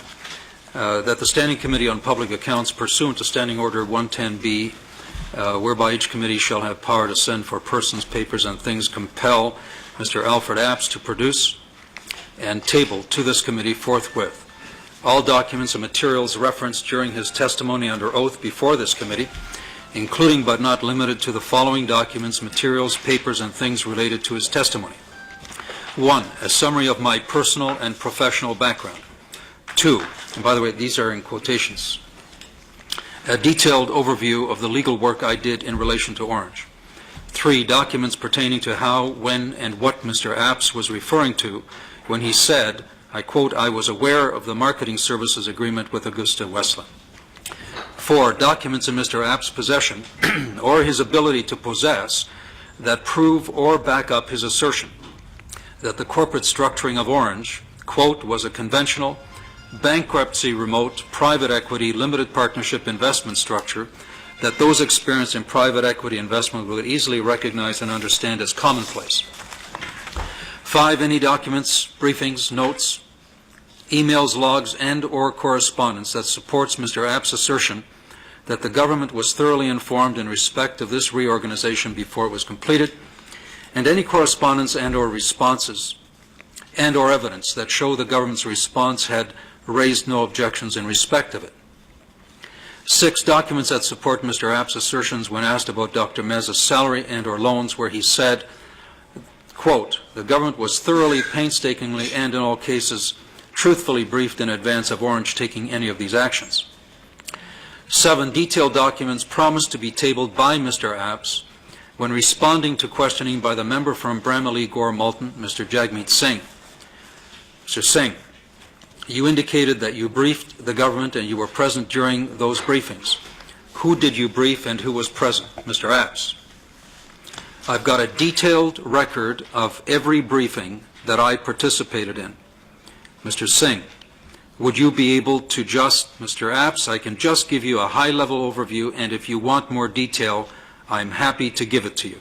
Mr. Singh, would you be able to table that detailed, Mr. Apps? Sure, I'm happy to table it. And just very quickly, Mr. Chair, the reason for this is that Mr. Apps made it very clear that he had very detailed information. He did provide us with a summary which we don't consider to be sufficient. We are looking forward to Mr. Apps following through on his commitment to provide us with those detailed records regarding every one of his meetings that he conducted with representatives of this government. Mr. Zimmer. It might be, Mr. Klees, in answer to my question to Ms. Golding. She produced, you recall, that were effectively summaries of the billings. And I said, could she produce the detailed time docket? So for the non-lawyers here, that's the lawyers fill out a docket entry, and they have to put in great detail in there that Mr. Zimmer met with Mr. Klees on December the 4th at such and such, and we discussed this, that, and the other. It's all there in great detail. And her answer was that she would take that up with her managing partner. Certainly, if they released those records, that would have everything and more in spades, right down to the, we met for 27 minutes or we met for 9 hours or whatever, and the detail of it. So perhaps we should pursue that. I'm happy to have you pursue that. I know what I'm looking for through this motion. Okay, and we have a minute left to discuss this if we want to deal with it now. So any other further comments? I would hope you call a question, sir. Okay, all in favor? Okay, carried. So we are now going to leave the rest of the motions. We did get to a fair stack of them. On that, could I ask We're out of time for more motions, but we will deal with them in order as time comes available. But so as we don't get off our schedule, and we have lots of witnesses. follow up with Ms. Golding and get an answer to her question? I'll check with my managing partner if I can, and then we'll go from there. Very well, which the clerk will follow up on that, Mr. Zimmer. So our next presenter is from Infrastructure Ontario. That's Mary Lowe, Executive Vice President, Lending and New Business. Welcome. Yes, please. And you've received a letter with advice on a witness coming before the committee? I did, thank you. Very well. And our clerk will have an oath for you to swear. So, Ms. Lowe, you wanted to be affirmed, right? I affirm, yes. Yeah, so could you please raise your hand? Ms. Lowe, do you solemnly affirm that the evidence you shall give to this committee touching the subject of the present inquiry shall be the truth, the whole truth, and nothing but the truth? Yes, I do. Thank you. Thank you. And you have 5 minutes for an opening statement, and then the three parties will ask questions. Thanks very much. So thank you to everyone for the opportunity to appear before the committee. I also appreciate the time, Chair, that you've afforded me to provide some introductory comments. In October 2009, I was asked to be the Chief of Staff to the Minister of Health and Long-Term Care. This is a position I held until February 2011, approximately 16 months. The majority of my career has been spent in the public service. At the federal level, I worked in British Columbia, in the British Columbia Regional Office for Industry Canada and the Canadian Food Inspection Agency. I also spent a few years in the private sector, working on a large transit project in Vancouver. Prior to joining Health, and currently, as the clerk mentioned, I work for the Provincial Infrastructure Agency. I'm responsible for managing a lending program which provides financing to municipalities and broader public sector organizations to enable them to borrow for their infrastructure needs. As Chief of Staff at the Ministry of Health and Long-Term Care, my role was to manage the staff in the Minister's office, to liaise with ministry officials on legislative and policy issues, and to act as a representative for the Minister to health stakeholders. During my 16 months at Health, I was involved in a number of government files and policy initiatives. A priority was continuing to work with the hospital sector on the government's wait times agenda. Many pieces of legislation were introduced during that time. An early priority, in fact, in my first week, was acting on the H1N1 global challenge. Public health legislation was introduced during that time to increase the powers of the Chief Medical Officer of Health following that global outbreak in 2009. A Safe Narcotics Act was introduced to provide tools to health practitioners to better track narcotic use across the province. Legislation related to quality health care was passed, changing how hospitals are compensated for the care they provide and to implement best practices in governance. The broader Public Sector Accountability Act was also brought forward by Minister Matthews during the time that I worked for her. The Minister was very keen, as I see some committee members here who sat on the all-party committee, to progress the mental health agenda, and that was certainly a big priority for our office during the time I acted as her Chief of Staff. On the regulatory side, Minister Matthews also introduced changes to the way pharmacies are compensated and generic drug prices. I personally was heavily involved in that exercise and in the discussions with pharmacy representatives, with generic drug manufacturers, along with seniors groups, health advocates, insurance companies, and other medical stakeholders. All of these initiatives had complex, often very difficult stakeholder relationships to work through. Minister Matthews was consistent about the need across the sector to find ways to improve the quality of care for Ontarians while strengthening accountability. Minister Matthews had an activist agenda on a number of health fronts, including, as I said, improving the quality of health services, transparency, and accountability in the system. The minister and our office worked hard to be available to meet with health stakeholders and healthcare workers in the system to better understand the complexities they dealt with on a day-to-day basis and where our intervention from a policy perspective might improve that. I say all this to provide my perspective on the action taken while I was in her office to improve quality healthcare and also accountability. Action which in some cases put the minister in a very public battle against well-resourced lobby efforts. Speaking specifically about air ambulance services, I received 2 pieces of correspondence from the Air Ambulance Organization. One was in December of 2012, and the other was in January of 2011. These were written descriptions of an initiative they wanted to undertake to expand their services. They were clear in the correspondence to point out that no public funds would be used for the effort, nor would there be any downside risk to the Ontario Air Ambulance system. Knowing that further conversations were needed on this, I asked the ministry to follow up and include any other relevant ministries in a meeting. A meeting with officials from the air ambulance provider was set up in late January 2011, following the correspondence that was received. I did not attend that briefing. The Auditor General has pointed out real problems at the agency. That information and the auditor's report was tabled after I left the ministry. As I understand, when these problems were brought forward, the minister acted on them. So thank you for the opportunity to provide some comments, and I'd be pleased to answer any of your questions. Thank you, and it's time for the government to go first. Ms. Sandlis? Yes, thank you very much for providing that summary of what was going on at the ministry when you were there as Chief of Staff. Just refresh my memory. What years were you actually there? Minister Matthews was appointed in early October of 2009. I think I followed her about a week or 2 later, and then I left in February of 2011. Yes. So I've been gone over a year. Yeah. Okay, thank you very much. And I would conclude from your remarks that the files, that if you were to summarize your responsibilities, that the files that you were actively involved in were those which were ongoing policy issues, or in the case of H1N1, an ongoing health emergency.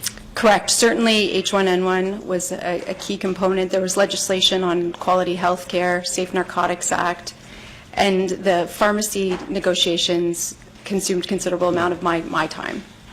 So if we just go back to Ornge then, you mentioned in your statement that you were not made aware of the problems at Ornge, or at least that's what I understood you to say, during your time at Chief of Staff. So just to get really specific so it's clear, did you ever have any reason to meet with Chris Mazza during the time you were Chief of Staff? No, I did not, and I did not meet with him. And similar question, Mr. Beltzner, the chair of the board? I did not meet with him. Tom Lepine? I did not meet with him. Have you ever received a tour of any of the Ornge facilities? I have not. Have you ever had a conversation with Mr. Apps? Mr. Apps sent me correspondence. I did not speak with him. And have you ever met or spoken to Don Guy in relation to Ornge? I mean, obviously, you may have had conversations about Mr. Guy with other things, but have you ever spoken to him about Ornge? I had no discussions with Mr. Guy about air ambulance services or the Ornge agency. Okay, thank you very much. And if we then go forward to January 2011, because again, you mentioned that you did receive the email from Mr. Apps along with a very long list of people. So could you just remind us then briefly what the email was about? Sure. So there were two pieces of correspondence. One was a letter that was to a number of different officials within government, and one was an email that I was copied on requesting a meeting, and that correspondence did come from Mr. Apps.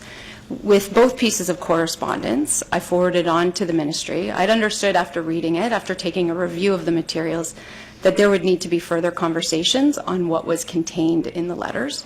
I forwarded it on to the ministry and asked that they follow up with a meeting. So just so I can sort this out in my own mind then, first of all, you got an email asking to have a meeting, which you forwarded to the ministry, and then you got the letter which was copied to the world, which you made sure was followed up on at the ministry. Correct. Or at least was sent on to the ministry for their Correct. action.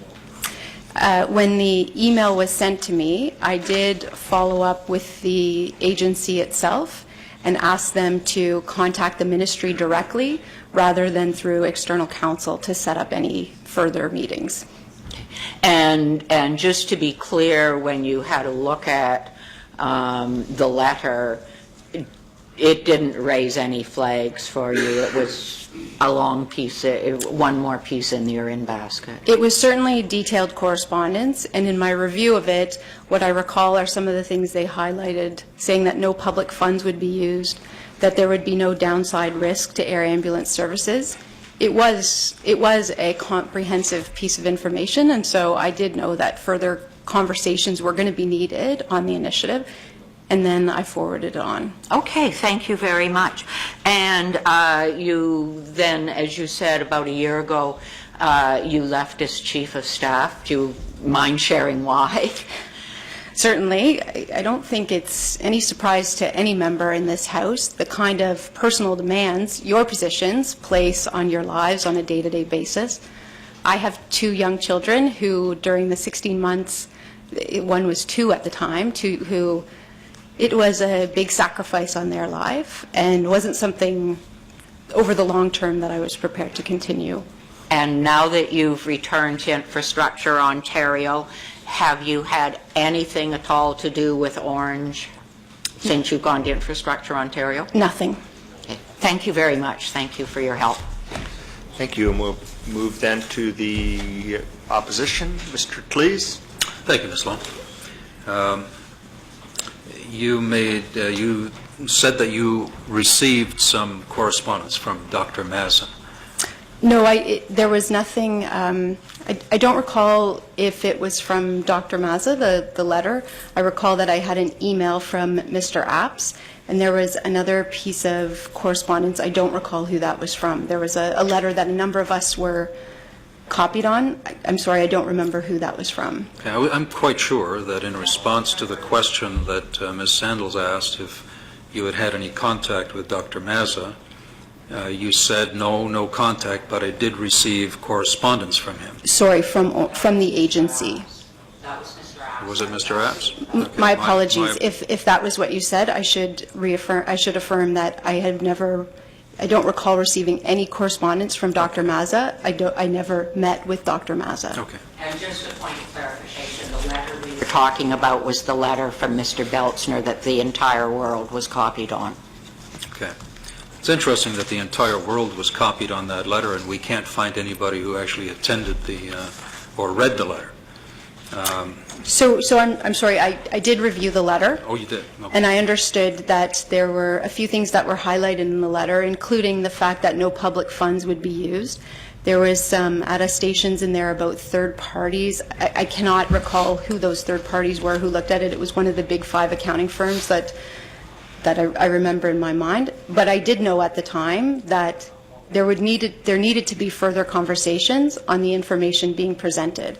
So this was in January 2011.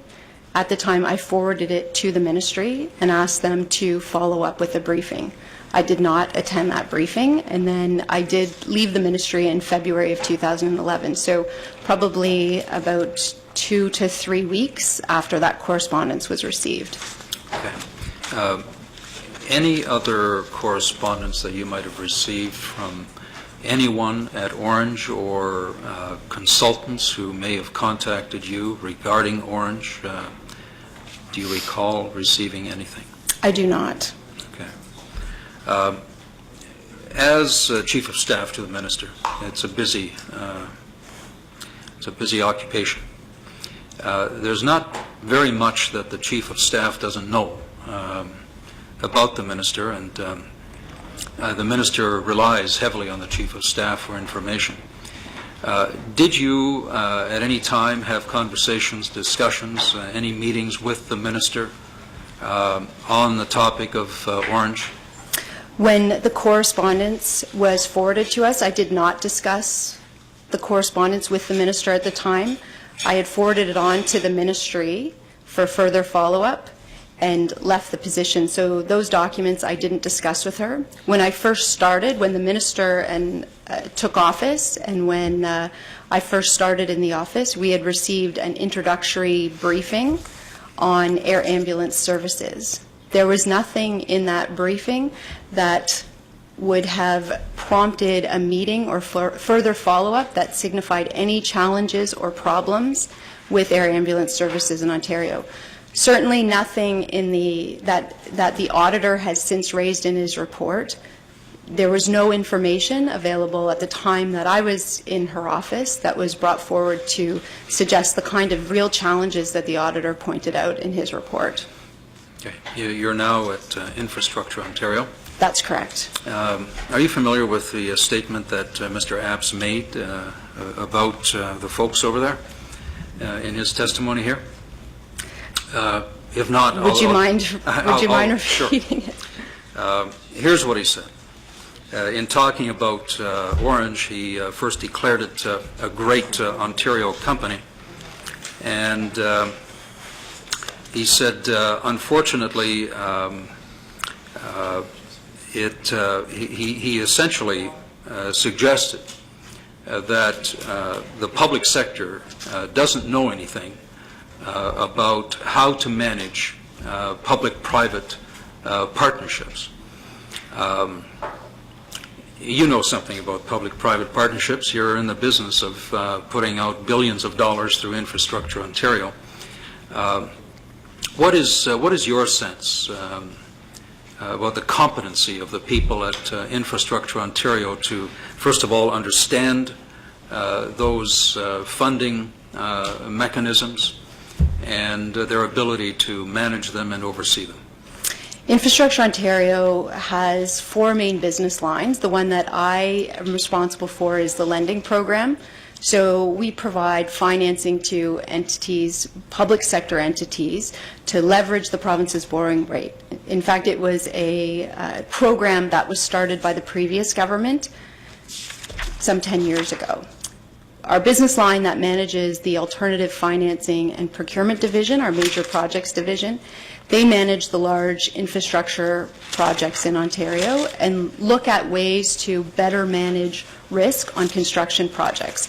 We take some of the province's largest infrastructure facilities and largest new construction facilities and try to ensure that taxpayers are getting the best value for that construction project.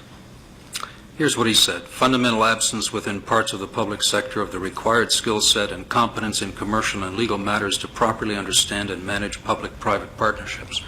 It's somewhat sobering to think that someone as well-versed with financing models would give us that comment about the people in our public sector. In terms of your ministry, was this something that hit the radar, Mr. Apps's comments? Sorry, I'm not sure I understand your question. So at Infrastructure Ontario, are you talking in my position now at Infrastructure Ontario or at the Ministry of Health? Ontario, that's where you are now. This comment was just made last week. Was Mr. App's comment discussed in your office or anywhere? It was not discussed by me. Infrastructure Ontario is an agency. We are not in the Queen's Park precinct. So as an example, no staff in our office have access to these committee proceedings. So someone would have had to look up on Hansard to read the committee proceedings. I certainly read the committee proceedings from last week, knowing that I would be called here today.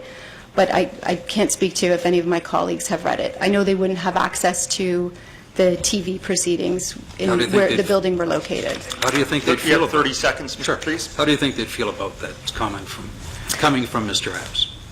We work with our clients are ministries of the Ontario Public Service.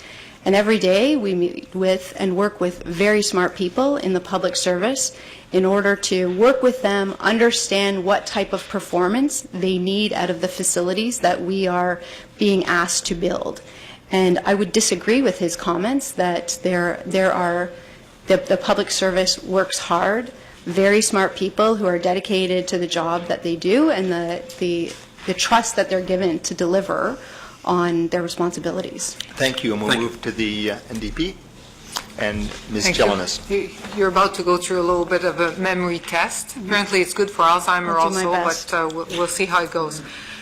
You had just started at the time. It was in October of 2009, and estimates were going on. If I recall, I kind of remember you being there, but here again, we're both testing our memories. The estimates was health estimate. The Minister of Health was brand new also, but she attended the estimate nevertheless and tried her best to answer what she could, and had a room full of people helping her. In that period of time of estimate in October of 2009, we spent an entire afternoon, we, as in the NDP, spent an entire afternoon asking questions about Ornge. In October of 2009, we already had been flagged that things were going on at Ornge that, in the intercircle, we would say did not pass the smell test. There were decisions that were being made at Ornge at the time that had raised red flags for people. I'm usually the health critic. I'm usually the one who would have asked the questions, but I was subbed in. My leader at the time was Howard Hampton. Howard Hampton was subbed in, and he's the one who took the entire afternoon of our estimate time to ask questions about Ornge. A total of 42 questions, substantial questions were asked that the minister, being brand new, could not answer, but promised that she would get the answer. Following the estimate period was done, the clerk wrote to the minister, wrote to the deputy minister, and asked for those outstanding questions to be answered. Those questions were never answered. So my questions to you is, you were in the minister's office at the time. Were you made aware that there were outstanding questions about Ornge that some of the staff needed to answer? I don't recall. I definitely was not at the October 2009 estimates. I don't recall those estimates. I do recall the following year estimates, but there was no information brought forward to me on the October 2009 estimates. There was, I do recall the following year's estimates. You're right, it is 2010, my mistake. Okay. You're right, it's 2010. Thank See, you. it was a test of At first, when you said, passed. I'm sure I wasn't there. I did not attend I think it was it October or no, anyway? October, November 2010. October, November 2010. I remember those estimates. I remember that there were a number of questions brought forward from your colleague at the time. I was told at the time that they were being followed up on, that there were a number of questions, not just from you, but that a number had been read into the record at the end of the committee hearing one day, that the ministry was following up on them, not just about air ambulance services, but other policy initiatives within the ministry. When I had left in February, I don't recall those questions nor the answers being brought to me before I left the ministry. So you're pretty sure that the people within your ministry knew that there were outstanding questions and that somebody should answer them? When I left, they were being worked on. They were being worked on? Correct. Okay. Are you surprised to find out that those questions those questions were answered in 2012 after we had already started, et cetera, et cetera? Are you surprised that although those questions were being worked on, we never got any answers? I was not aware. As I said, I left in February 2011, and it is unfortunate that those were not answered. Okay. Who was the director of EMS when you were at the Ministry of Health? The director, I apologize. I'm not sure if he was director, but the assistant deputy minister was Patricia Lee at the time, and I think Malcolm Bates was the director or the manager. I'm not positive what his title is, but those are the people who had provided the introductory briefing to me. Okay. Those are the people that would have been tasked with answering questions about outstanding estimate questions about Ornge and about air ambulance? That would be my safe assumption, yes. Okay. Well, just so that you know, anyway, the answers never came. Just some quick questions for you regarding, were you aware of a letter in 2008 from Keith Walmsley and a subsequent interview that took place with ministry officials regarding some of the things that were going on in Ornge, including the fact that there was private shell companies being used to hide Mr. Mazza's salary?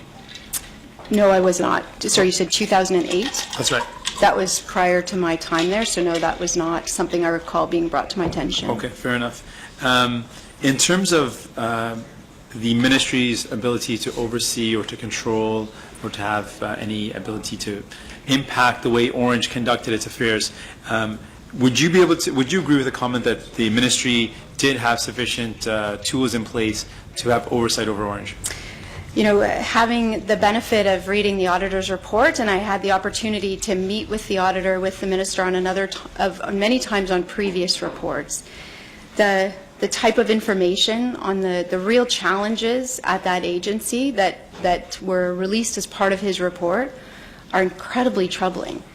Minister Matthews and her direction to me on a number of fronts were to ensure accountability and transparency and the best in quality care.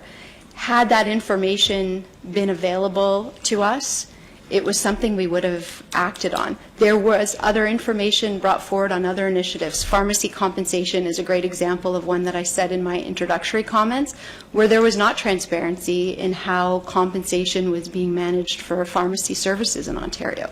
That was an initiative we moved forward on in a very public way, with a lot of real relationship challenges with the industry on that.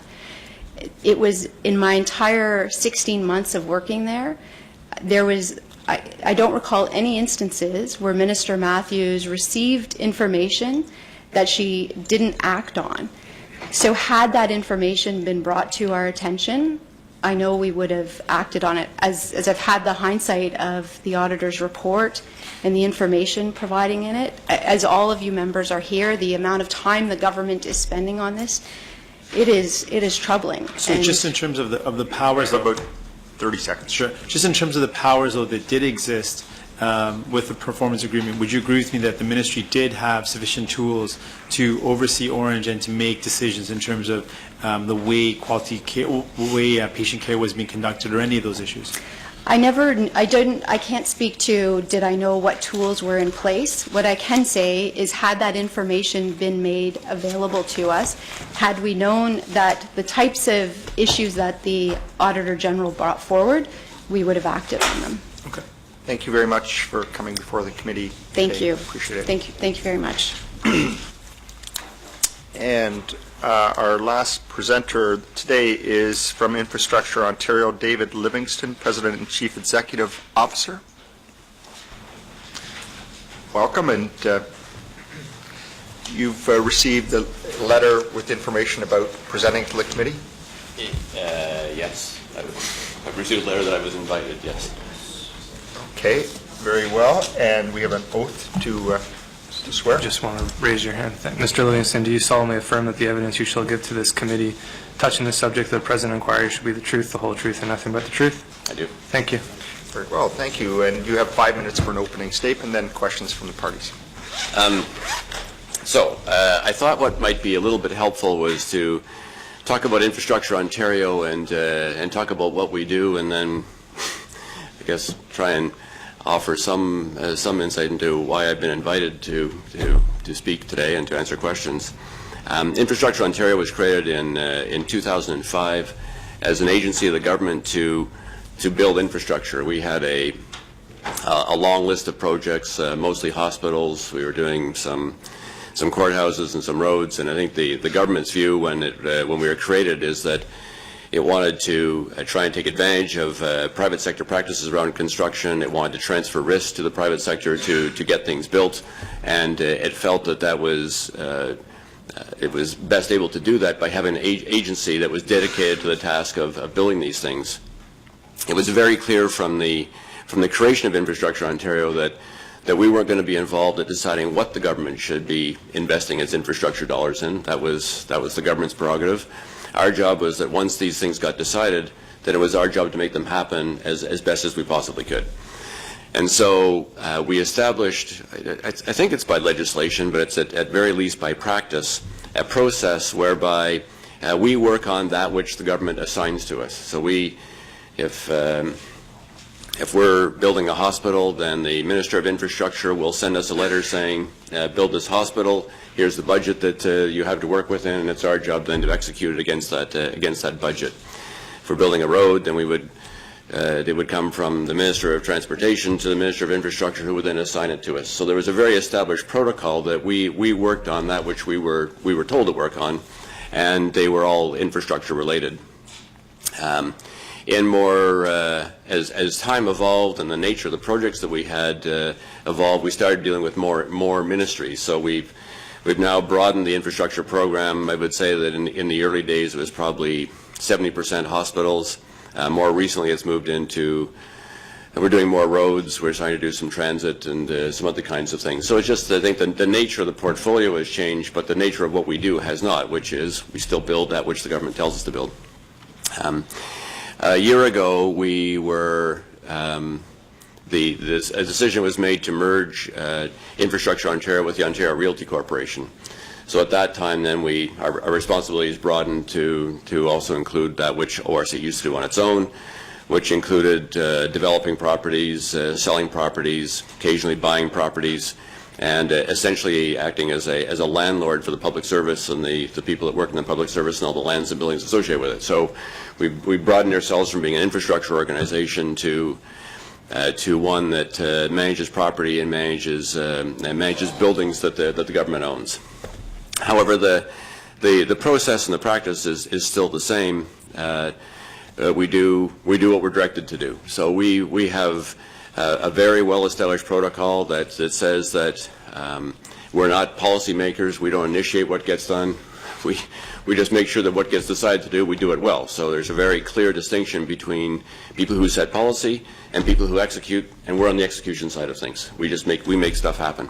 And I think that our track record has been reasonably good, and because it's reasonably good, then we just, whenever there are infrastructure dollars around, then it gets assigned to us, and it's our job to bring them in. And if I can just give a slight commercial for us, I think we've had 55 projects. I think we're 55-0 in terms of being on budget, and so this model has worked well.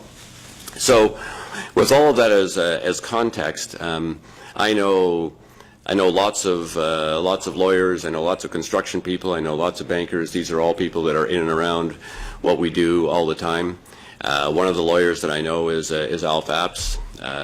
Alf, at some point along the line, among other things we've discussed, did mention to me Ornge. He was the one that initiated the conversation. It wasn't obvious to me why this would ever be an infrastructure project that the government was ever going to assign to us, and so I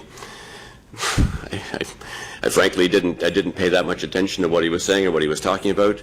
It was not something that was going to get assigned to Infrastructure Ontario. It was never suggested to me or proposed that this would be a project that would be assigned to us. It didn't look like something that we would be building.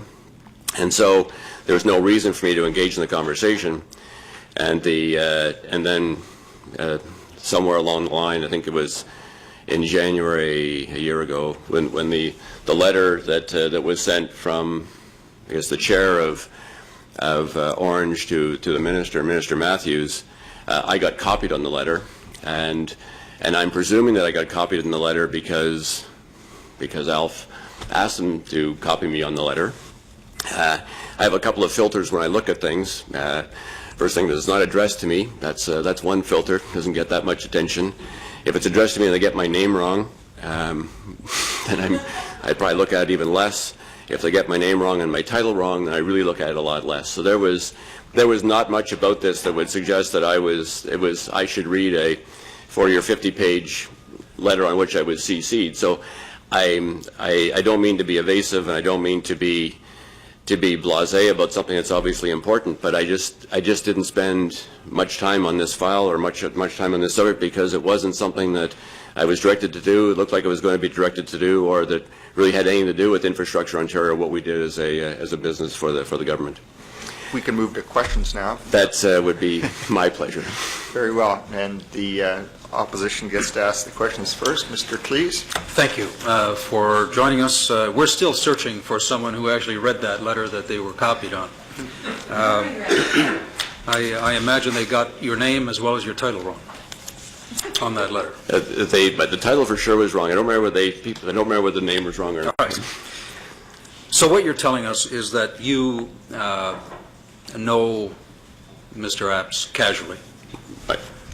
Well, professionally, I would say. Did you at any time have any discussion with Mr. Apps about Ornge? Any aspect of it, and let me say specifically any of the financing structure? Did he ever seek your advice on it? So as I said in my remarks, I certainly recall Alf raising Ornge. I really don't know. I just don't know enough about it. I don't recall what we talked about. I don't recall spending a lot of time on it, and so I can't honestly tell you what was the nature of the conversation. If he raised it, it didn't stick with me because there was no reason for it to stick with me. The reason that I would think that Mr. Apps may want to initiate a conversation with you is because when we look at what they did at Ornge in terms of doing their raising of money through a bond offering, it seems there are some parallels between what Infrastructure Ontario is doing and what they ultimately did. Correct me if I'm wrong, but essentially what Mr. Apps structured, along with his financial advisors, is a $275 million bond offering. They brought in Standard & Poor to provide the credit rating, which, as I understand it, at the initial blush was AA negative, which is a pretty strong rating. My understanding of reading the offering memorandum is that in large part that rating was directly related to the Ontario government and the fact that the Ontario government stands behind Ornge. Essentially, it's a monopoly ambulance service, and there's a significant annual cash flow into Ornge. And at the end of the day, the market really does look to the provincial government as the guarantor. Whether you say that directly, indirectly, it would be the Ontario government that gives traction to that bond rating that Standards & Poor's was able to assign. Would you agree with that? So I frankly have no idea on the projects, the way Infrastructure Ontario works. When we don't do the financing on the projects that we do. So the way our process works is that we run an RFQ. From the RFQ, we there's a process we go through to get 3 bidders. It's the responsibility of the 3 bidders to then arrange the financing. And what they do is they go to the capital markets, they go to the equity markets, they go to their own various advisors, and they put together structures that involve different sorts of security arrangements, and they're the ones that get the facility rated. So it's not really, it's not something that we do, and so I'm not sure what the parallel would be between whatever Ornge was thinking about and how we work. Well, let me try this. You're a third-party entity to whom you've awarded the contract.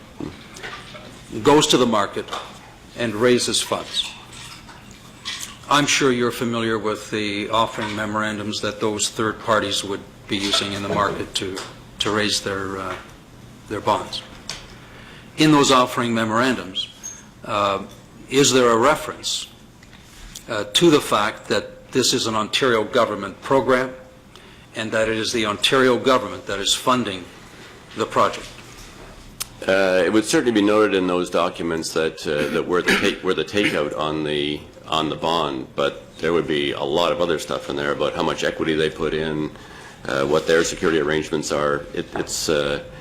And these would not be documents, frankly, that I would spend that much time personally looking at. So I'm giving you a pretty high level view of what the structure would be.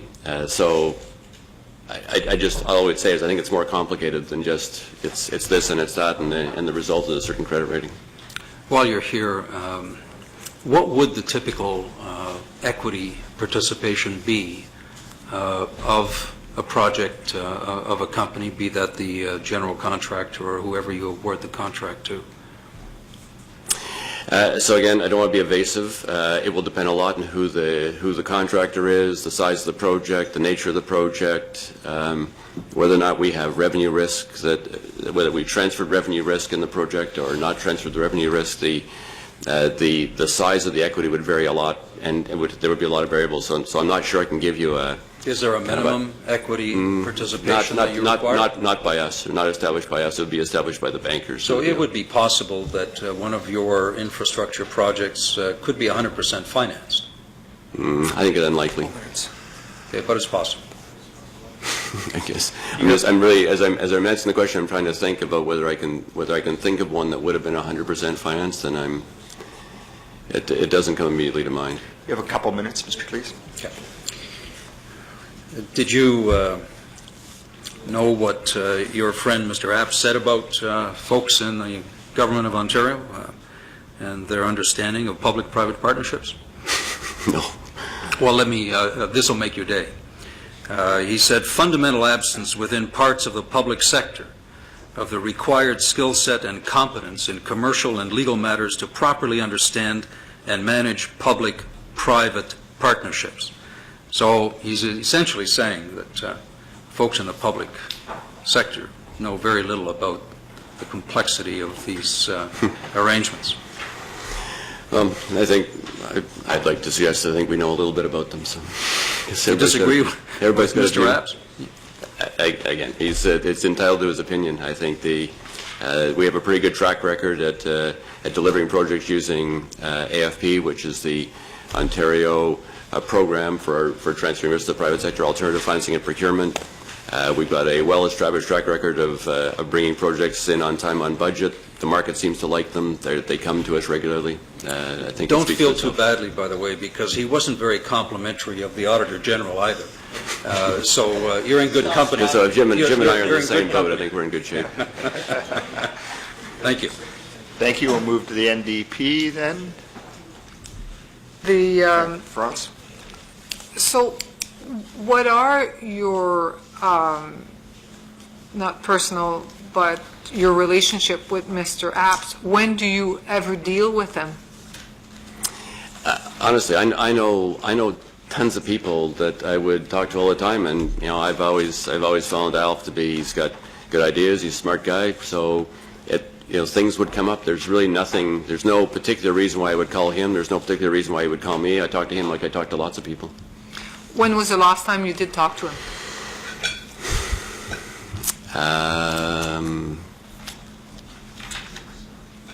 So I'd be hard pressed to think that it was. I mean, it's about a year ago. It was probably around all the time that this was going on. Okay, do you remember phone call, email, saw him? Where was it? When So was it? I've certainly seen him. I don't recall. I mean, I've certainly had phone conversations with him. I've certainly seen him. I don't recall whether there was any email traffic on any topic. Okay, so the last time you talked to him, was it over the phone? Was it in person? Gee, I really don't remember. I don't know. No, okay. But how long have you known him for? Oh, years. Years? Only through Infrastructure Ontario from before? I think so. In getting ready for this, I was trying to remember if I knew him from my banking days, and I don't remember whether I knew him or not. I know we dealt with Faskins as a firm a lot when I was at TD, so it's entirely possible I met him beforehand. But it's the conversations I recall are since Infrastructure Ontario. Okay. In some of the projects that you bring forward, do you look at the corporate structure of those projects? Do you solely deal with not-for-profit corporation, or?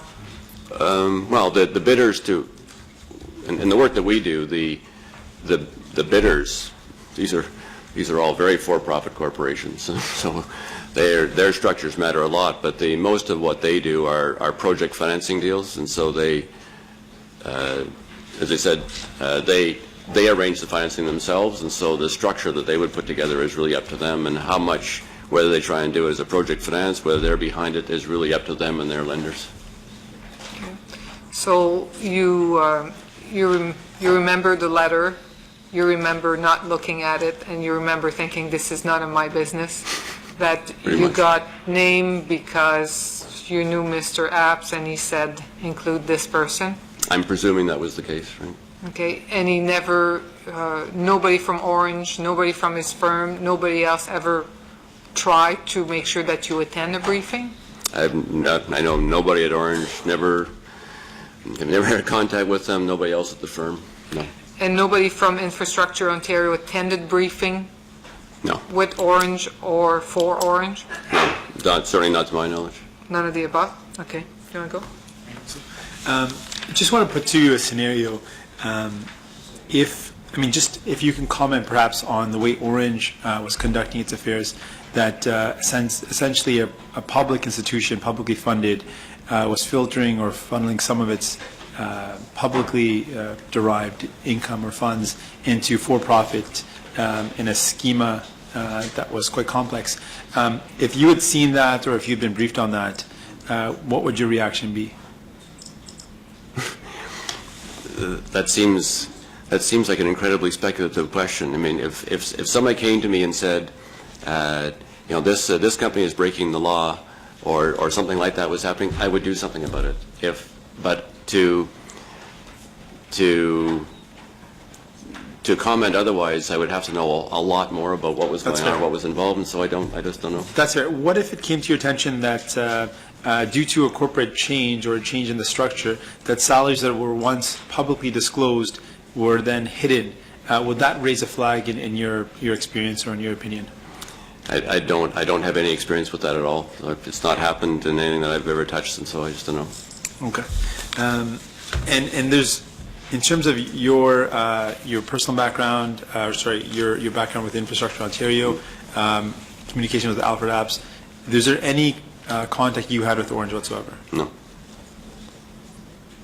I have no further questions.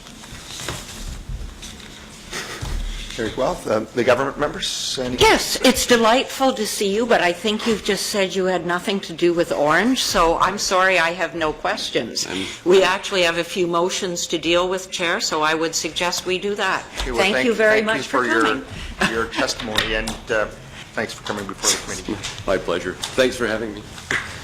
So, how much time do we have? We have 10 minutes. May I suggest then the one time-sensitive motion we have is the one that you just proposed to do with Mr. Mitchell, so maybe we could deal with that one first. So if I may, I'll move that.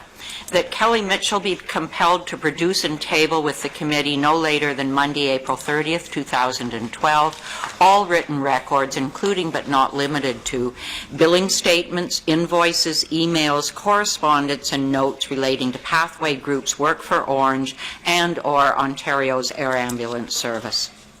Any discussion? All in favor? Sorry. Discussion, Okay, I yes, don't know go on. this person or whatever, but I know that this is April 25th, and that means really 2 opening days for him. It's a him? Yeah, him or he, whatever. Kelly, is it a him or? It's a male. It's a male? Okay, so He's a male. this man will have 2 days to do this. I fully agree with the intent of it. I would be willing to, like if he needs a few more days to get that together, I would much rather that he fully comply with what we ask him than he rush through. But I support what you're trying to do, what the member's trying to do fully. I just conscious of the time that it is now 3 o'clock on the 25th. The weekend, his firm will be closed just like everybody else. I'm guessing the poor secretary who will photocopy all this is allowed the days off just like everybody else. And it's kind of short, isn't it? Good point. Any comments from Liz? I'm just thinking here. Can we take out, I'm going to change it, and I can't do it grammatically quite it is, so if you delete no later than Monday, April, blah, blah, blah, so that it will read to produce and table with the committee all written records, and then we'll add a clause, and that insofar as is possible, that the records be produced by Monday, April 30th. Do you have a better wording for that, that says, please give us what we can get as quickly as possible? Well, you don't want to say, as soon as possible, insofar as possible, because you've got to have some end thing to it. But at a reasonable time, there's got to be an end point. Yes, but that's what I was going to say, that insofar as possible, the records be produced by Monday, April 30th. Yeah, but if he says it's just not possible. And if he says it's not possible, then we'll have to deal with him when he appears as a witness. He'll be here next week. Okay. Did you get all that, clerk? I did. So you've added on to it, insofar as possible, that the records be produced by April 30th. Yeah. And you stroked out no later than Monday, April 30th, 2012. Yes. So that provides some flexibility for... Okay, everybody understand that? Any discussion? All in favor? As amended. As amended, agreed, carried? Okay. We have, what's next? We have a little bit of time left. The Frank Cleese one for Another, Mr. authorization to the House leaders. Okay, we have, Mr. Cleese, you have a motion? Yes, I do, if I can find it, Chair. Which one are we on? I think we're on the one, something authorization of the House leaders. All right, I'll read this then, Chair. That the Standing Committee on Public Accounts, the committee formally seek the authorization of the House leaders for each of the recognized political parties in the Legislative Assembly of Ontario so as to permit the committee to sit and call witnesses during the May 2012 break week during the week of May 21st to 25th, 2012, and that the committee be permitted to sit for up to 3 full days so that the committee may continue its debate and inquiry into the 2012 Special Report of the Auditor General of Ontario on Ornge Air Ambulance and related services. The reason I'm tabling this now, Speaker, the last time that we wanted to sit during the break week, the House leaders said there wasn't enough time.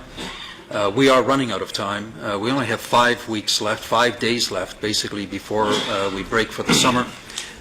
We have many witnesses to hear from, and I think we need to focus on this. Is there other comment on this motion?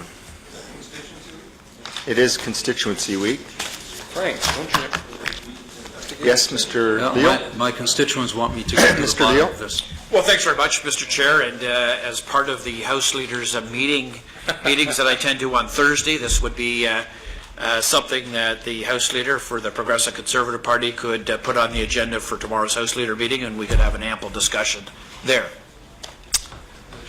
Anticipate what happened in any event, Mr. And that would be Chair. the correct way, Mr. Chair, I think, of handling this I think it's particular item. important for this committee to demonstrate its intent to sit, and that's why the motion is there. And I would ask you to call the question. Let me interject, Mr. Chair. Go ahead, Mr. Leo. There's a variety of requests right now from a whole variety of committees who want to perhaps sit during the May break week and into June and that. And I think it'd be respectful of the House Leaders Committee that meets on Thursdays that we have the opportunity to look at all these requests that are coming forward, and that's the appropriate mechanism to deal with this. Well, He knows full well that in the my integrity, he knows Frank. full well that in the House No, you're not Leaders questioning meeting my yesterday, integrity. if we can be... You're not questioning my... prepared to accept that the committee sit is because there has been no request from the committee. This will be the request from the committee, so Mr. Malloy will not have an excuse. So the committee can make a decision on this issue. And is there any further comment? Wait for Mr. Zimmer to get back to his chair. Is there any further comment? Okay. Those in favor? Okay. Okay, Mr. Ouellette doesn't have a vote. Those opposed? Carried. Okay, and I think we're just about out of time. So thank you very much to all the committee members for your participation today. We're adjourned. Adjourned.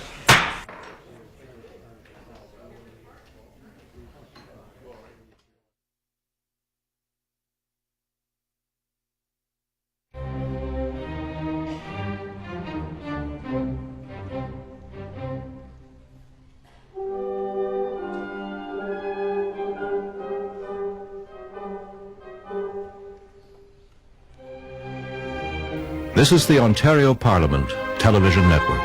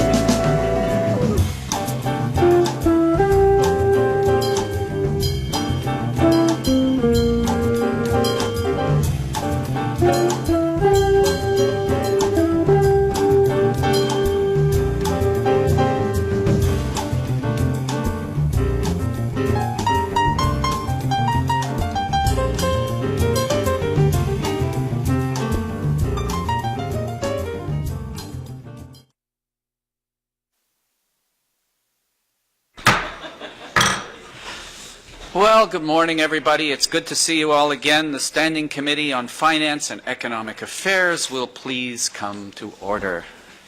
We are here to resume clause-by-clause consideration of Bill 2, an act to amend the Taxation Act 2007 to implement a Healthy Homes Renovation Tax Credit. When we concluded our last meeting, we were dealing with a motion by Mr. Hillier, on which I have put the question. A 20-minute recess was requested, followed by the committee suspending for a vote in the House. After the vote in the House, the budget motion was called during orders of the day. The meeting was then adjourned pursuant to Standing Order 71D, which states that no bill shall be considered in any standing or select committee while any matter, including a procedural motion, related to the same policy field is being considered in the House. So, now we will deal with Mr. Hillier's motion. Mr. Hillier moved that the Standing Committee on Finance and Economic Affairs of the Legislative Assembly of Ontario recommends that the proposed NDP